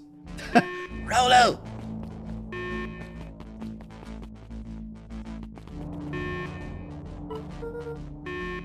Rollo, are you okay? Rollo, come in. Mr. Kerr approached with Oh, a I sneer forgot and about spoke him. into his walkie-talkie. You can turn off the alarms. They are With trapped. self-satisfaction, he called into the hallway. That, my dears, is a dead end. Nowhere to run. Rollo, where are you? Are you okay? Yeah, I think we lost them. Making our way back to Nellie's office. Okay, you two rabble-rousers are coming with us. Nope. Haha, nice. Make a break for it. Did that little shit just kick me? Don't just stand there. After them. Okay, I think that worked. Roxy and Fitz have them on a wild, good chase. I'm having trouble following what just happened. Like I said, it's good to have friends. Rollo, how long do you think Roxy can distract them? How long can Roxy keep someone so pissed off they can't see straight? Let's just say we got time. Entering Nellie's office now. Mom, Oh, honey, what did you do to your hair? I thought you'd be happy. I finally used the Young Chemist Labs kit. You sure have a knack for making me incredibly proud in the most frustrating ways. We need to get you out of here. We? Who's your adult friend? Oh, I'm not an adult. Ever heard of a growth spurt? I had more of a growth spurt. No, that's not Nellie possible. leaned over to examine his teeth. Substantial banding on the enamel of the molar is consistent with tempest liquid exposure. Is that what you call the gunk that they forced me to drink? You drank it? Oh no, no! They told me it was only being tested on plants. Go back, sweetie, I promise I didn't know. What the hell is going on at this place? I was brought here to work on the discovery of a lifetime. A novel chemical compound that was discovered under Beacon Pines in a wellspring they called the source. They named it Tempus Liquament. It pulls energy from its surroundings in order to fundamentally alter matters in relationship to time. It was the secret to Valentine's fertilizer. They harvested the source, infusing small amounts of Tempus Liquament into the product. It worked wonders, drastically accelerating plant growth. Crops would be ready to harvest in a fraction of the time, but it led to complications. The fall harvest. Perennial harvest came in to clean up the mess, to succeed where Valentine failed. But Tempus Liquament is rebellious. Rebellious? You can think of it as a manifestation of change itself, the volatile by its very nature. So, the more you try to force it to do a specific thing, the more it resists, yes. I can relate to that. My role was to finish the work of my predecessor, Dr. Prescott, harnessing Tempus Liquament to reliably manipulate an organism's age. Just imagine how many people we could feed. Mr. Kerr was very insistent that we achieve such a successful result before today's festival. But you didn't, right? Sighed. You know how much I love a good puzzle. I put myself into the problem. It wasn't long until I discovered oddities in Dr. Prescott's notes. Oddities? They contained obvious errors, mistakes that someone of his reputation would never make. So I fixed them and now I get to replace my entire wardrobe. I really am truly sorry. Ma, those clothes were all hand-downs anyway. It sounds like Dr. Prescott figured it out, but cold feet and intentionally sabotaged his own work. I had considered that possibility. I sent a letter asking him to clarify his thinking. Mom, Dr. Prescott is dead. Kerr had him killed. What? I overheard them talking about it on the radio. That's why we gotta get you out of here. Like, now. Wait, the vial. I finally solved the chemical equation, allowing direct control of aging. Mr. Kerr picked it up just before you came. All the more reason we gotta, hightail it. Uka, we got Dr. Modwell heading your way now. Roger that. Be careful. Alright, everything's on track. And what are your plans on escape? We'll go over everything when they get there. Here. In the meantime, maybe we can dig up some more info. Malice. 80 proof whiskey. A hard drink for a hard man. Wow, even this alcohol is arrogant. Solomon muttered inaudibly. I should just smother you right now. What's that? I said I shouldn't bother you right now. Don't be silly. You don't bother at all. Let's see what else this bad boy has on it. Security system. Time card locks. Payroll. You know, for being so evil, this guy sure is boring. Solomon once again muttered under his breath. Just you wait. Huh? Oh, nothing. Luca tugged on each of the cabinets. All locked? Dang, this must be good stuff. They're all locked. Perhaps he's not as careless as you suspected. Okay, now he should see that there are books on the seat and wonder why someone adult-like would need them. It looks like the founder was helping Kerr plan the festival. Why would such a secretive leader be obsessed with a party? Only time will tell. Luca held his hand up to the ashtray. Still warm. He must have been in here recently. That little kid is smoking? No good. I'm really sorry you got dragged into this mess, Solomon. You needn't worry about me. Well, I feel bad either way. We're gonna get you out of this, I promise. With a subtle, quivering lip, a smile crawled across Solomon's face. They heard the trampling of Oh, do you frantic see the footsteps picture down in the back? hallway. The darts being aimed at the current mayor, the son, the useless son. Lock it, lock it, lock it! Locked. That was close. When we left Nellie's office, it was swarming with clipboards. We barely got away. Did they follow you? Looks like it. Rolo, before we start tossing blame around, it is possible someone ordered a pizza. We love to hear your thoughts. Definitely not pizza. What now? Don't look at me. I'm officially retiring from the hazing business. Fuck you. We're so sorry for the inconvenience. We just have a few quick questions. Just let me think. Can someone watch the door? Of course. Not you! Everyone else, huddle up. Oops. I think this little caper has gone on long enough. Solomon, no! Hush now, child. The adults are speaking. Dr. Modwell, a brief introduction is in order. We've never met in person, but we have corresponded. You see, it was I who hired you. Solomon, the pathetic orphan child. The powerful and enigmatic founder. Sharper, the fallen progenitor who created this town. Perennial harvest, Valentine fertilizer. All connected by a single thread. Yours truly. But that's... Her eyes searched the floor in thought. Solomon watched eagerly, waiting for the flicker of epiphany. With a sickened look, she peered into his soul. Oh, yes, now you've got it.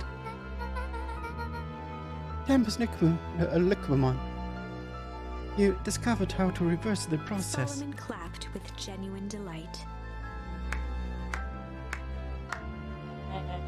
Very good, Dr. Modwell. Very good. Though this discovery wasn't intentional. Solomon glanced down, examining his youthful form. And the effects went a little too far for my tastes. That's why you needed me to finish Dr. Prescott's work. Which you did admirably. Mr. Kerr, the vial, Kerr please. presented it with a theatrical twirl of the hand. May I present to you the eighth wonder of the... Before he could finish, Rollo snatched the vial from Kerr's palm. Wow, this stuff sounds pretty valuable. Be careful, you fool. You have no idea what you have in your hand. Well, he does. Actually, we do. You just did a whole evil villain monologue thingy about it. Casually tossed the vial to Luca. True. Gosh, maybe I'll Luca have a tickled the taste. vial mockingly. See you soon. Luca, over here. Move another inch, and I smash She held it. it tightly behind her back. That's actually... I would Solomon sighed, trust her to do that. speaking in crisp, measured. You have no plan. I'll smash it, I swear. Fine. Risk killing us all. Or if you're lucky, nothing happens. Then what? We capture you and grant you much less leniency. He pursed his lips with feigned sincerity. But I give you my word. If you hand it over now, none of you will be harmed. A deep uncertainty washed over Beck. You're a smart girl, Beck. But there's no shame in being outwitted by someone smarter than you. We both know there's only one way to She looked to Nellie shakily. end this. With a dispirited nod, Nellie sighed in defeat. Beck slowly approached Solomon. That's a good girl. Heck, don't do it. We can't trust that jerk. I'm sorry. He's right. With apprehension, Beck conceded. Solomon pocketed the vial and brushed off his shoulder with a sharp flick. She did something with it. Mr. Kerr, you have allowed yourself to be humiliated by a group of children. Report to my office tomorrow for a performance The review. blood drained from Kerr's face. Of course, sir. But first, you have a speech to make. Trot out. Trot out there and give me the introduction I deserve. And don't forget to smile. Yes, sir. And to think all of this thanks to the efforts of Mr. Van Horn. I don't understand. How is this all because of me? Ha! I said Mr. Van Horn, silly child. Dr. Walt Van Horn. Your father was always a thorn in my side. I offered him an opportunity to be a part of something great. But the fool was blinded by righteousness. He even broke into my laboratory in an attempt to sabotage my work. Solomon shook his head with gratification. But the universe has a funny way of correcting curse. By meddling with the force he didn't understand, Walt showed me its true potential. As the fate would have it, Luca, your father's dying act was to grant me eternal muffled life. applause resonated faintly through the walls. Well, that's my cue. After the festivities and my subsequent ascension, I will return to deal with you all. Until then, I suggest you use this time to reflect on the magnitude of your failure. You there, you three, keep post outside the door. Outside the door? Wasn't there a tube in this room? Well, crap.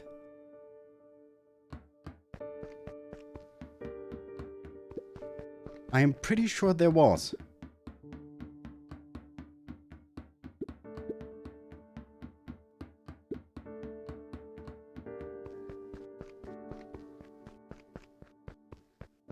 I probably just have to talk with the others. I can't believe Buck sought us out like that. I'm not sure she had any other choice. So what now? What's the plan? I don't have one. Of course you do. You always have a plan. Rolo. You just need some time. Rolo, it's over. We lost. Nellie was staring at the floor, deep in thought. Sorry, Luca. Give me a minute to calm my mind. Hey. I'm sorry, Luca. I did what I had to do. I know. It's just... You were so close. I've got a feeling that eventually Solomon will get what's coming to him. Time wounds all heals. Well, time seems like less of an issue for him now.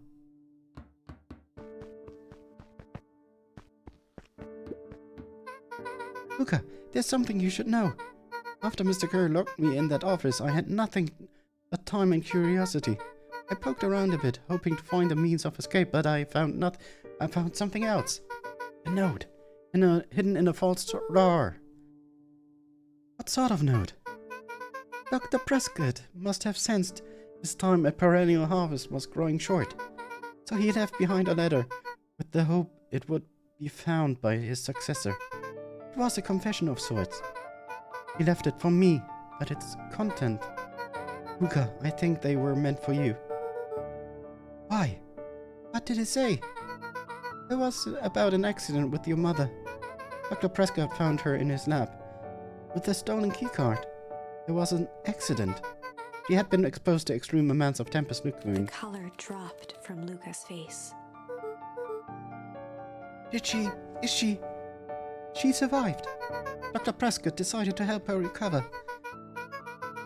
He no longer trusted Perennial's Harvest, so he kept her whereabouts a secret. Over time, your mother led him to reconsider the purpose of scientific discovery. Science is often at the vanguard of change, but that doesn't mean it's always right. He realized that no one should have control over something as powerful as time itself. I now believe that's why he began to intentionally sabotage his own work. And it cost him his life. That's the reasonable Luca was overwhelmed conclusion. with emotion. But if she's still alive, where has she been? Where is she now? A sudden explosion sounded from the hull. Chapter 8. Comeuppance. Ears still ringing, Gran picked herself up off the ground. Through the dust and smoke, she looked over to see Mrs. Fratelli helping Hiram Tolliver to his feet. She'd had to beg, borrow, and steal to acquire those explosives. How many nights had she spent visualizing how she'd use them to make things right? And now, her one shot at destroying the source, that damned hole that swallowed so much of her life, was gone. Traded for this jagged hole in a wall and a foolhardy shot at rescuing Rollo. With Fratelli and Tolliver at her side, she stepped through. It was a strange feeling. The last time she'd stalked this maze of hallways, it was in a different body. They quickly rounded a corner to find a group of clipboards guarding a door. Something worth guarding is probably something worth seeing. She leapt forward, brandishing her cane. If her last chance at vengeance for things lost was truly gone, she would just have to fight to keep what she still had.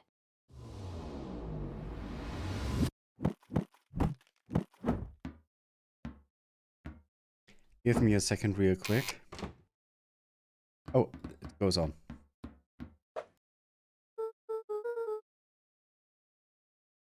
Let me have a look at something.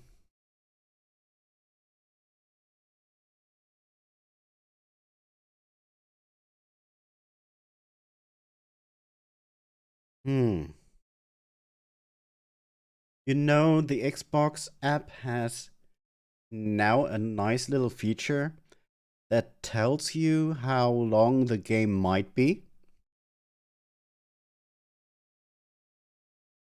And we are already over that time.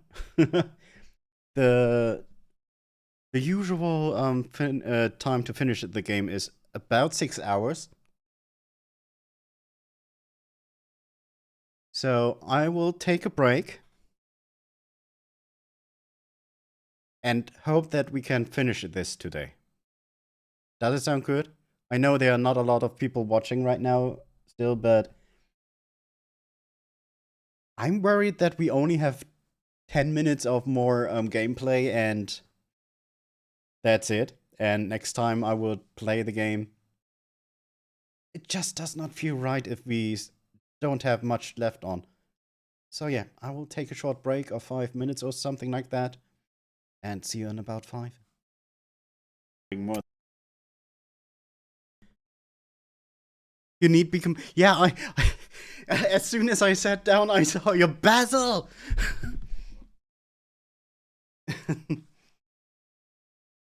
Yeah. Just let me. I just got a snack. Come on. Separate.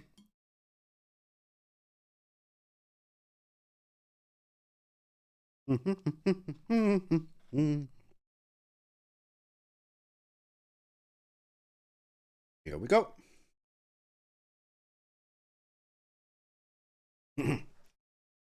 Gran, what are you doing here? Have fun. I appreciate it a lot.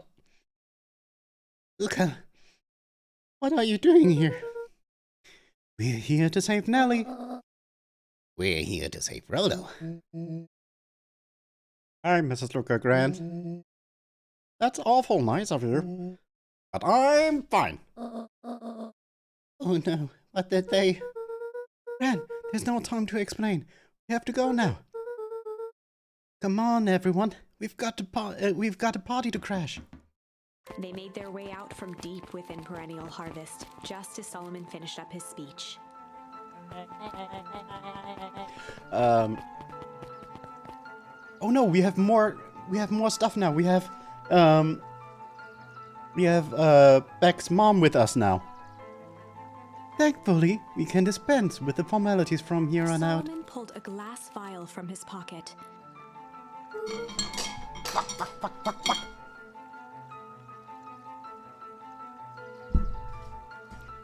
We've got to stop him.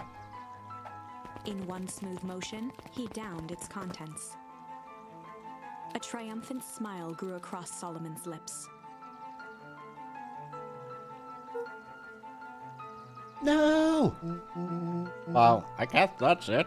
We lost. I knew Beck did something. I knew Beck did something. I wouldn't be so sure about that. With a mischievous look, Beck elbowed Luca. Remember when I had the vial behind my back? Oh, we can choose? I might have tweaked this wonder potion with a little... I am going for malice. I might have tweaked his wonder potion with a little malice. Malice? It was...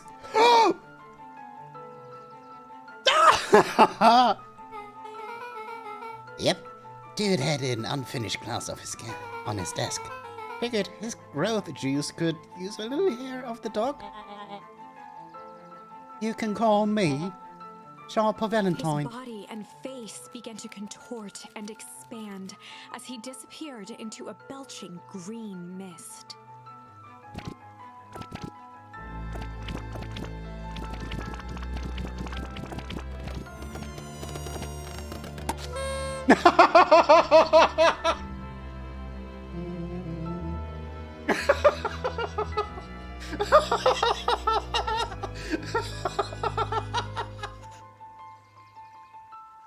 Fuck! Now that's what I call 80s spoof whiskey. Damn, dude. The crowd gazed in stunned silence at the now empty stage.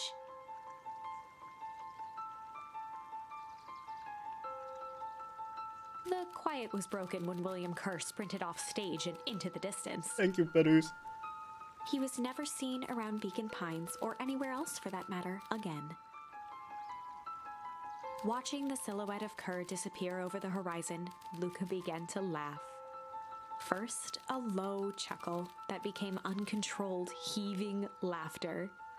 Through his tears, he was vaguely aware that the crowd had begun to laugh with him. The end. That was unexpected. Yeah. Perhaps a bit of an absurd ending for my taste, but who am I to say? Now we were I'm going only back, but writing it the was damn worth thing. it.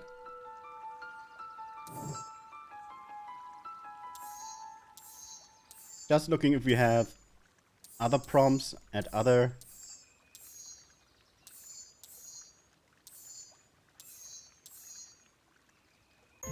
Nope. Let's go with change. I might have tweaked his wonder potion with a little change. Alright, pocket change? Your unlucky penny. Yeah, I plopped it in a vial when no one was looking. What's that going to do? No idea. That's the beauty of science. Now we observe. And you all can't call me Sharper Valentine. His body and face began to contort and expand as he disappeared into a belching green mist.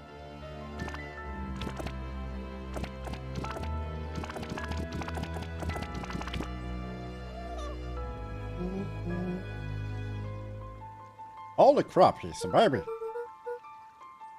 Yeah, but he's still Sharper, right? What he was no longer matters. This is an innocent child. I apologize for all the harm my father has caused you. Eris awkwardly cradled the squirming child. She looked to her brother, her voice shaking with uncertainty. Augustus, what do we do what Valentines always do.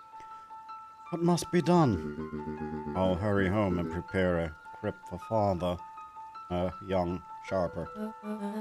That would be a great help. Thank She you. looked back down at the infant with equal parts kindness and terror in her eyes. With a shake of her head, Eris addressed the crowd with a stern scowl. Okay, everyone, the show is over. You may leave now. Epilogue. Wait. This is the first time we get an epilogue. Beacon Pine's coldest summer on record came and went without much fanfare. Folks shared what they had, and none were left wanting. The new school year was ushered in by the falling leaves of autumn. After everything Luca, Rollo, and Beck had been through, middle school was bearable. The chill of winter didn't seem to bother people much. They kindled a hope for a better future in their hearts. When spring arrived, farmers planted their crops with a sense of joy and optimism. And as the dawn of the first day of summer came again, its light slowly spread through the shallow valley. It crept over the town square, across the river, past the neglected welcome sign, and came to rest on a young boy sleeping at dawn. His mind at peace, knowing he is here for a reason.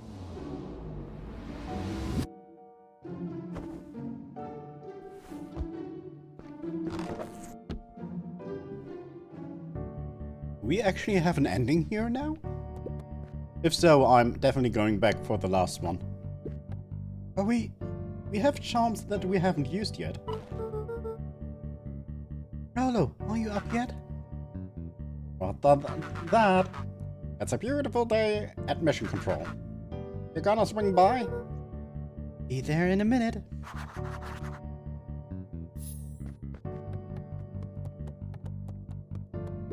Over time, Eleanor began moving Walt's old things out of the closet and into storage.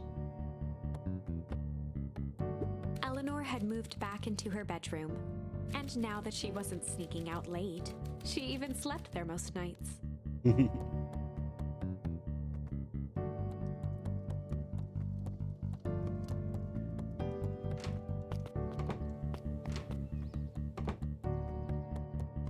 Let's have a look. Let's have a talk. Mom, I'm ready to go now. You go on without me. I'll meet you there. I've got a batch of jam to finish jarring. It's funny. I only started making jam as a way to send messages without anyone noticing. But now I enjoy it. Aww.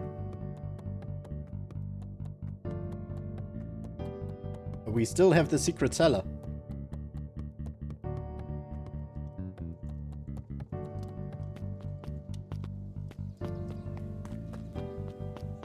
Wait. Looking at the grave.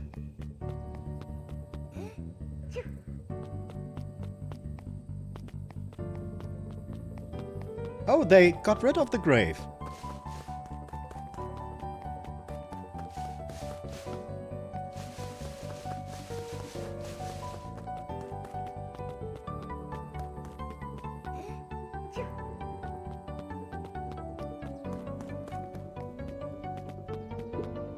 Oh, hi. Oh, they're planting new trees.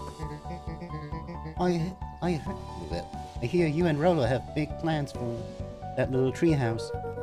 Yeah, I started getting crowded after we revoked the max capacity 1 Rolo, 1 Luca rule. So we decided to expand. But at least, we've got some help with that. How's the internship at Nellie and Ilona's shop going? It's been great. I'm hoping it helps me get into the School of Agriculture up at State. Also, Nellie said she'd write me a letter of recommendation, which would be huge. I just can't help but worry about leaving Rolo. He's grown up so fast, but he's still my little brother. Yeah. Yeah, he had a heck of a growth spurt. I don't mean grown, literally. This morning he was up and finished his chores before I even had breakfast. Well, some of that might be his excitement about the treehouse renovations. Well, I don't tell him this, because it'll be good. Because it'll go to his head. But I'm really proud of that little punk. I'm sure he feels the same way, but he's just too dang proud to tell you. I know.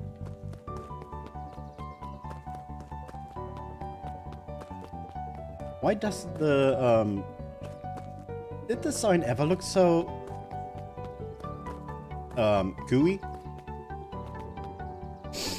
Oh, more trees. What are they doing with all the trees? Hey Gus, how's the tree planting going? Couldn't be better. I'm grateful to Iluna, that Nelly, for letting me help.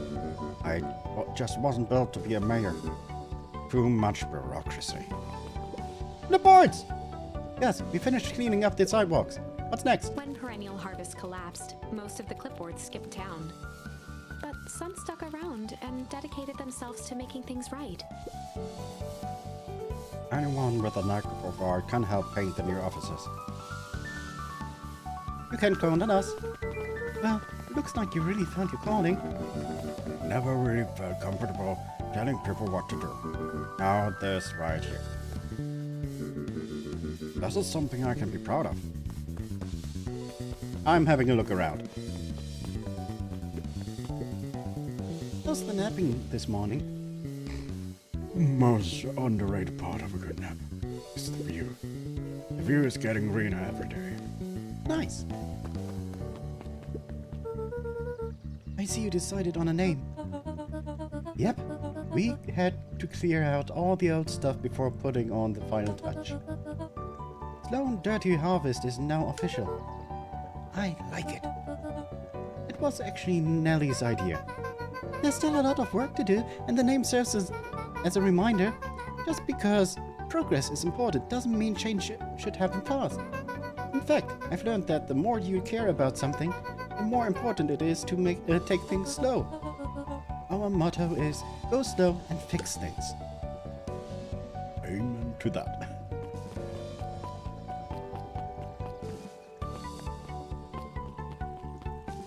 Let me have a look up here first. Luca, do you want a biscotti on the house? I don't really have time. Daryl, you gotta come and see this. I finally did it! I pulled the perfect espresso. Aw, Lumi. If I didn't know better, I would think you're proud of something. As if. I know. It's too late. You're now officially a person that cares.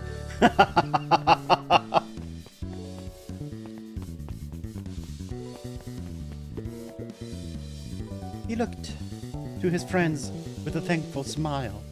After everything that could have gone wrong, everything that did go wrong, we made it. Yeah. Closing her eyes, Miss Hatch took a deep, relaxing breath. You finished a book.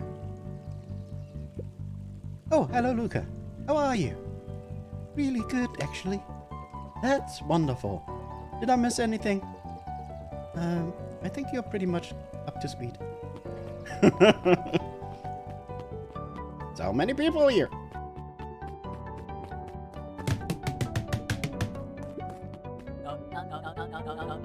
Luca, can I interest you in a delicious He apple? playfully waggled an apple. No, thank you. Just saying hello. Well, hello then. Mind telling your mom we need a new crate of jam? Already? It's funny, I used to hide this stuff in the back. Terrified that someone would find out about our secret messages. Now everyone wants to get their hands on Eleanor Van Horn's famous spy jam. Hey Luca, can you tell Roxy I'll be free in an hour? Good thing. My dad's making me stock the shelves for the summer. He said it builds character. I think he meant to say builds calluses. Builds character. Yeah, it builds something alright. Well, back for a second. If it's not too much of a trouble. For the longest time, I didn't understand the appeal of ice cream. It serves no purpose, other than to be briefly enjoyed and then it's gone. But it's pretty tasty while it lasts. I'm inclined to agree. Da, da, da. Everyone is happy. Oh, look at little Solomon. Young Mr. Van Horn. How little Solomon Sharper doing?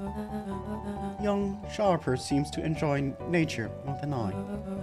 So we do a lot of strolling these days. Has he, attempted to crawl out of his crib and plot world domination? Yeah. Thankfully, no. I spoke at length with Dr. Mudwell, and she feels that Schafer's infant mind was not developed enough to retain his previous memories. For all intents and purposes, child is unmolded clay. Let's hope he's a little nicer the second time around. That is the objective, yes, but really, all I can do is try and hope. Two activities I'm endeavoring to find less distasteful. Well, I think you're doing a great job. And the whole town is ready to help out however we can. I can't wait to teach him to throw a baseball. Eris did her best to ignore the tears welling in her eyes. That would be acceptable. What's today's news that needs knowing? I'll give you tomorrow's headline today. Our old friend Patrick C. Montesquieu, aka William Kerr, just performed a stirring rendition of the Iceman Comet at the State Correctional Facility. I hear there wasn't a dry eye in the house. Well, I guess he has plenty of time to work on his craft. I'm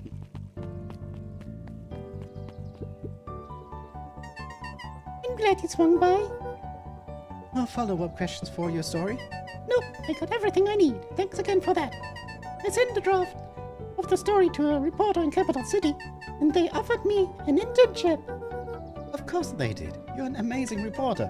I don't know about all that. A story about a phony corporation that picked up an entire town of people and moved them to cover up a massive illegal mine shaft full of incredible hazardous chemicals. It all writes itself if you think about it. Just don't forget us when you become a fancy big city reporter. Capital City isn't that far away. I'm gonna have to come back and from time to time and to check in and see what sort of new trouble you've gotten yourself into. Sorry to disappoint. My adventuring days are over. Nah. Ah, we both know that's not true. What makes you say that? Call it a reporter's intuition. Oh, there's a clipboard. I can't talk to. Mrs. Fratelli glowed with a carefree smile. Is that your suitcase? That? It's 2 weeks of unencumbered tranquility. Excuse me, would you be so kind as to take my order? 2 weeks of sand, margaritas, and forgotten obligations. Excuse me, I'd love to place an order. Mrs. Fratelli sighed with a zen-like calm. Just as soon as the lunch rush ends, I'll be a feather on the wind. You're going on a vacation? For the first time in years. And I've got you and your mom to thank. Why's that? We didn't tell you yet. You two are gonna fill in for me at the diner while I'm gone. Just like old times. It's fine, I will. Oh, poor lad.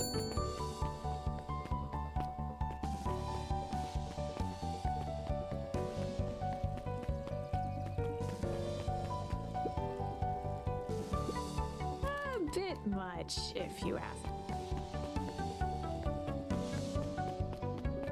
And up we go. Actually, don't really want to talk about them. I don't care that much. Look at how many kids. Did they multiply again? Here, Mr. Nuncreed. I'm gonna see my dad in a bit. Do you want to come with? Even after everything I did, you'd Mr. still Nuncreed shook his head. really are your father's son, aren't you? I don't think I'm ready for that yet. Well, you're always invited. I bet he'd love to hear from you. I'll visit Walt in my own time. You run along now. Dum, dum, dum, dum, dum, dum. Let me have a look. Oh, it's still. Da, da, da, da, da, da. Yeah, there should nobody be over there. You enjoy your bugs. With perennial harvest gone, the transportation tubes were left unused. Come on. No one's too big, no one's too small. But just one ride. Maybe not completely. That's one piece of candy for the ride of your life. Who's next? Me.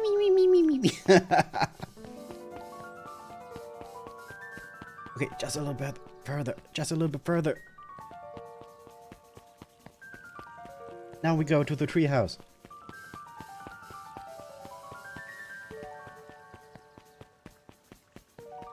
Well, first I'm going to have a look at fishing.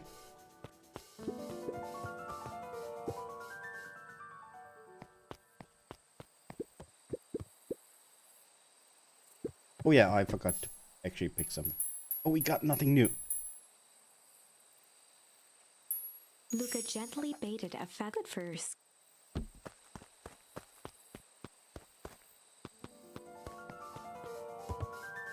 Oh, look at them. Hello, are you? Yep. Little lower. Yep. Little higher. Yep. I'm telling you, the angle isn't the issue. We need more power to the radio. Luca, there you are. Would you tell him it's not the angle? Hey, I'm not in charge of antenna redesign. Fine, fine. Easy, just don't do anything drastic until we get back. Who, me? Josh, you're in charge while I'm gone. Yep. I'll be fine, right? I'll be fine. If we really want Mission Control to turn into something bigger and better, we have to loosen our grip a bit. You're right. Lead the way!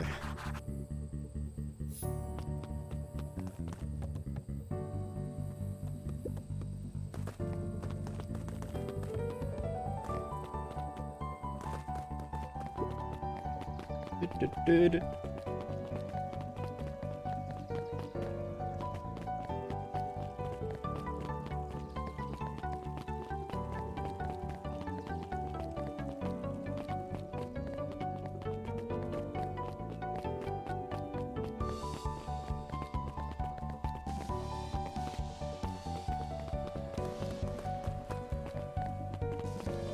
Oh, there's Beck. I have news I think you'll enjoy. This morning I unpacked my last box. You officially moved in. It's just a box. Let's not blow this out of proportions. Sounds an awful like putting down roots. I guess I decided this place is root worthy. You're gonna be stuck with me for the foreseeable future. I do have to warn you. Most years aren't going to be as interesting as this one. I think I manage. Ready? Before we go, there's a bit of a surprise. Dunk, dunk, dunk, dunk, dunk. Dunk, dunk, dunk. My mom's prepared this tree especially for you. They didn't have to do that. It wasn't just them. Just about the whole town pitched in. We all owe you. It should be okay in the cold of Beacon Point and thrive as things warm up. That's perfect. Yeah, they moved the original tree of the that was meant for the grave of his father. So they're probably replacing it.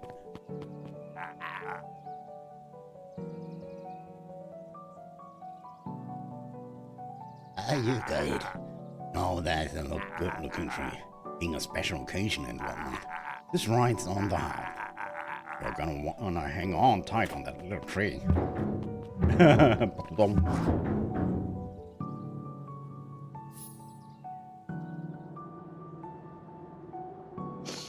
No. I think this is it. The end I've been waiting for. Honestly, I began to lose hope of ever finding it. But then you came along. No. I don't know exactly how to thank you. It's hard to explain how much this means to me. It's funny. Now that our time together is finally ending, I'm at a loss for words. Let's just watch the end together. Yep. Done. A good little tree. Fast little tree. Thank you, children. This means a lot. Yeah, thanks for everything. Shucks, I only did what any super awesome best buddy would have done. We should probably give you some time alone. You good? Yeah, I am. It's been a wild year. How are you feeling? Everyone keeps asking me that. I'm fine, really. Pa always says the only thing fitter than a fiddle is a cello. I feel like a dang cello. Well, if you ever stop feeling like a cello, I'm here for you. I know. You don't even have to say it. You two make an awesome pair. Excuse me? We're a trio now. Yep. Hey. Thanks. There's just one thing missing now that you're part of our group. Missing? Let me tell you a little story about the name Hank Atomic. Oh, God. It won't be long. We'll be waiting for you back at the phone booth. I found the perfect way to start our summer. Aww. You've got some good friends. I'm proud of you. A father would be proud. I know. Mom, can I ask you a question? You ever dream about Dad? Not a night goes by that I don't. Are you ever afraid that you're going to forget him? Forget what he looked like? Forget his voice? No, because so much of him lives in you. He loved that old tree, but I know he would have loved this one more. Because his two favorite people planted it. I'll give you a moment. Ah, here we go again. Hey, Dad. Dr. Modwell says that over the next few years, this place should warm up. So you won't have to be so cold for much longer. I think I finally understand why you left that night. There were things you believed in. Big things. Those beliefs were the things that made you, you. If you wouldn't have stood up to Sharper, stood up for what you believed in, you wouldn't have been the same person anymore. You had to go. That didn't mean you loved us any less.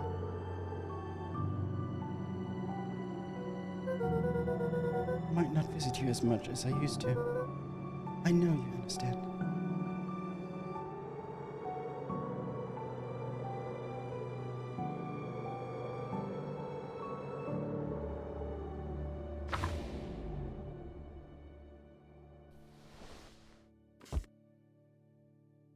Ah.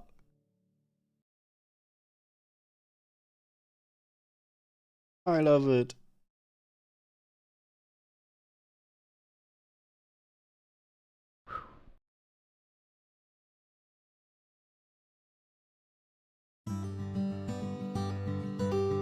Ah.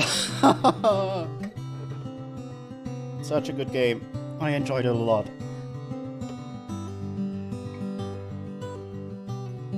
Oh, such a good game.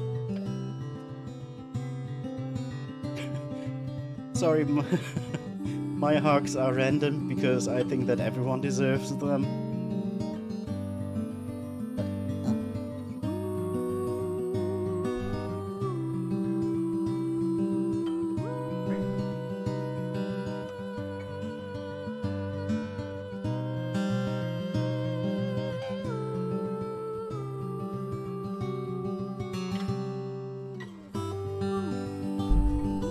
And I have to prepare something real fast. Yeah, it goes on.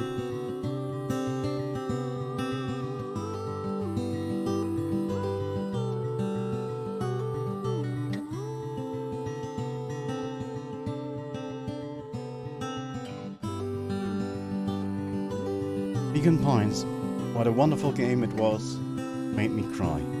It made me feel all things.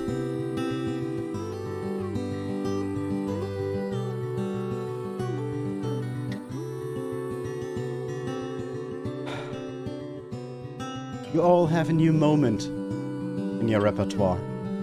Those who are here. Finishing Beacon Pines with me. And I'm happy you're here.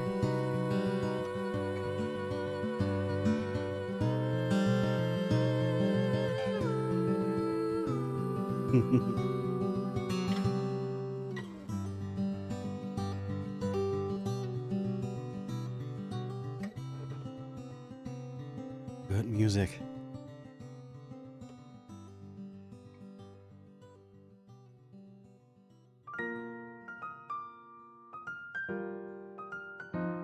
There's actually not much of a recap to do. Honestly. The game made me emotional in very various ways.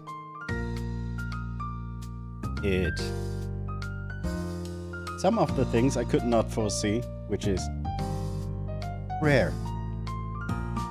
Usually I played so many games, watched so many movies, so many series, that you can kind of predict what's happening.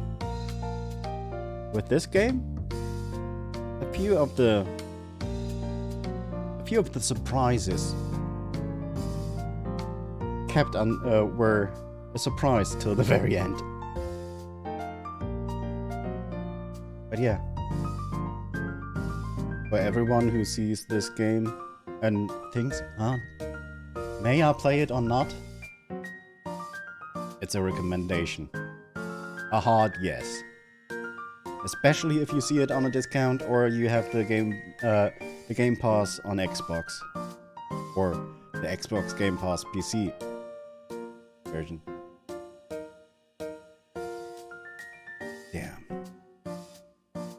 Yeah, right now I'm just waiting for this to finish because there was one more option that we clearly were not able to see. It's a minor one. It's at the very end. I just want to see what happens if we add junk to the mixture. Wait, 10 years later!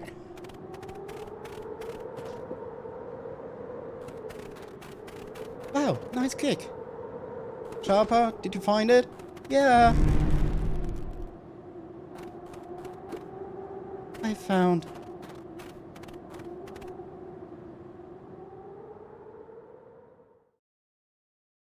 Oh, does he remember?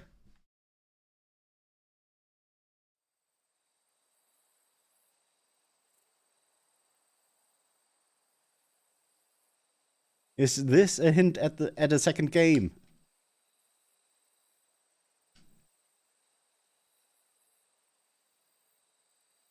Can I not go back? Is this the ending screen? Can I not do anything? Oh, okay. Yeah, like I said, we had one option.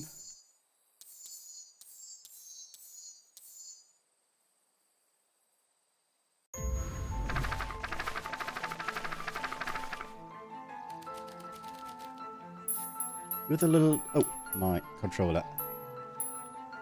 Junk.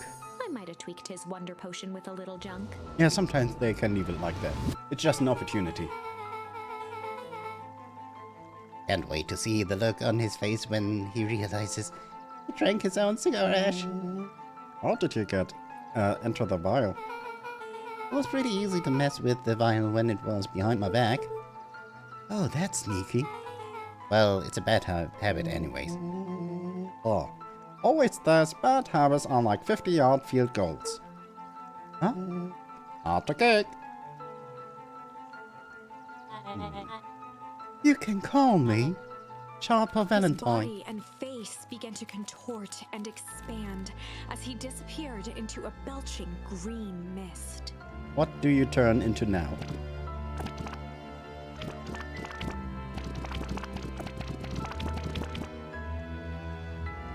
Huh? Stone? Oh!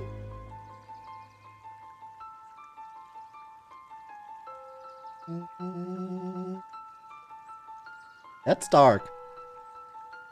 Well, that's one way to kick a habit. As the last of what was once Sharper Valentine wafted into the air, the crowd began to disperse, still numb from what they had just observed. Sharper Valentine was gone for good. His end would be a new beginning for Beacon Pines. A new chance to let go of the things they had lost and grab hold of a new future. The end. Well, I'd be lying if I said that wasn't a bit gratifying. Yep, it was. If that feels to you like a good note to end on, I won't stand in your way. Yeah, I'm checking again, but even though we were not able to use all the charms,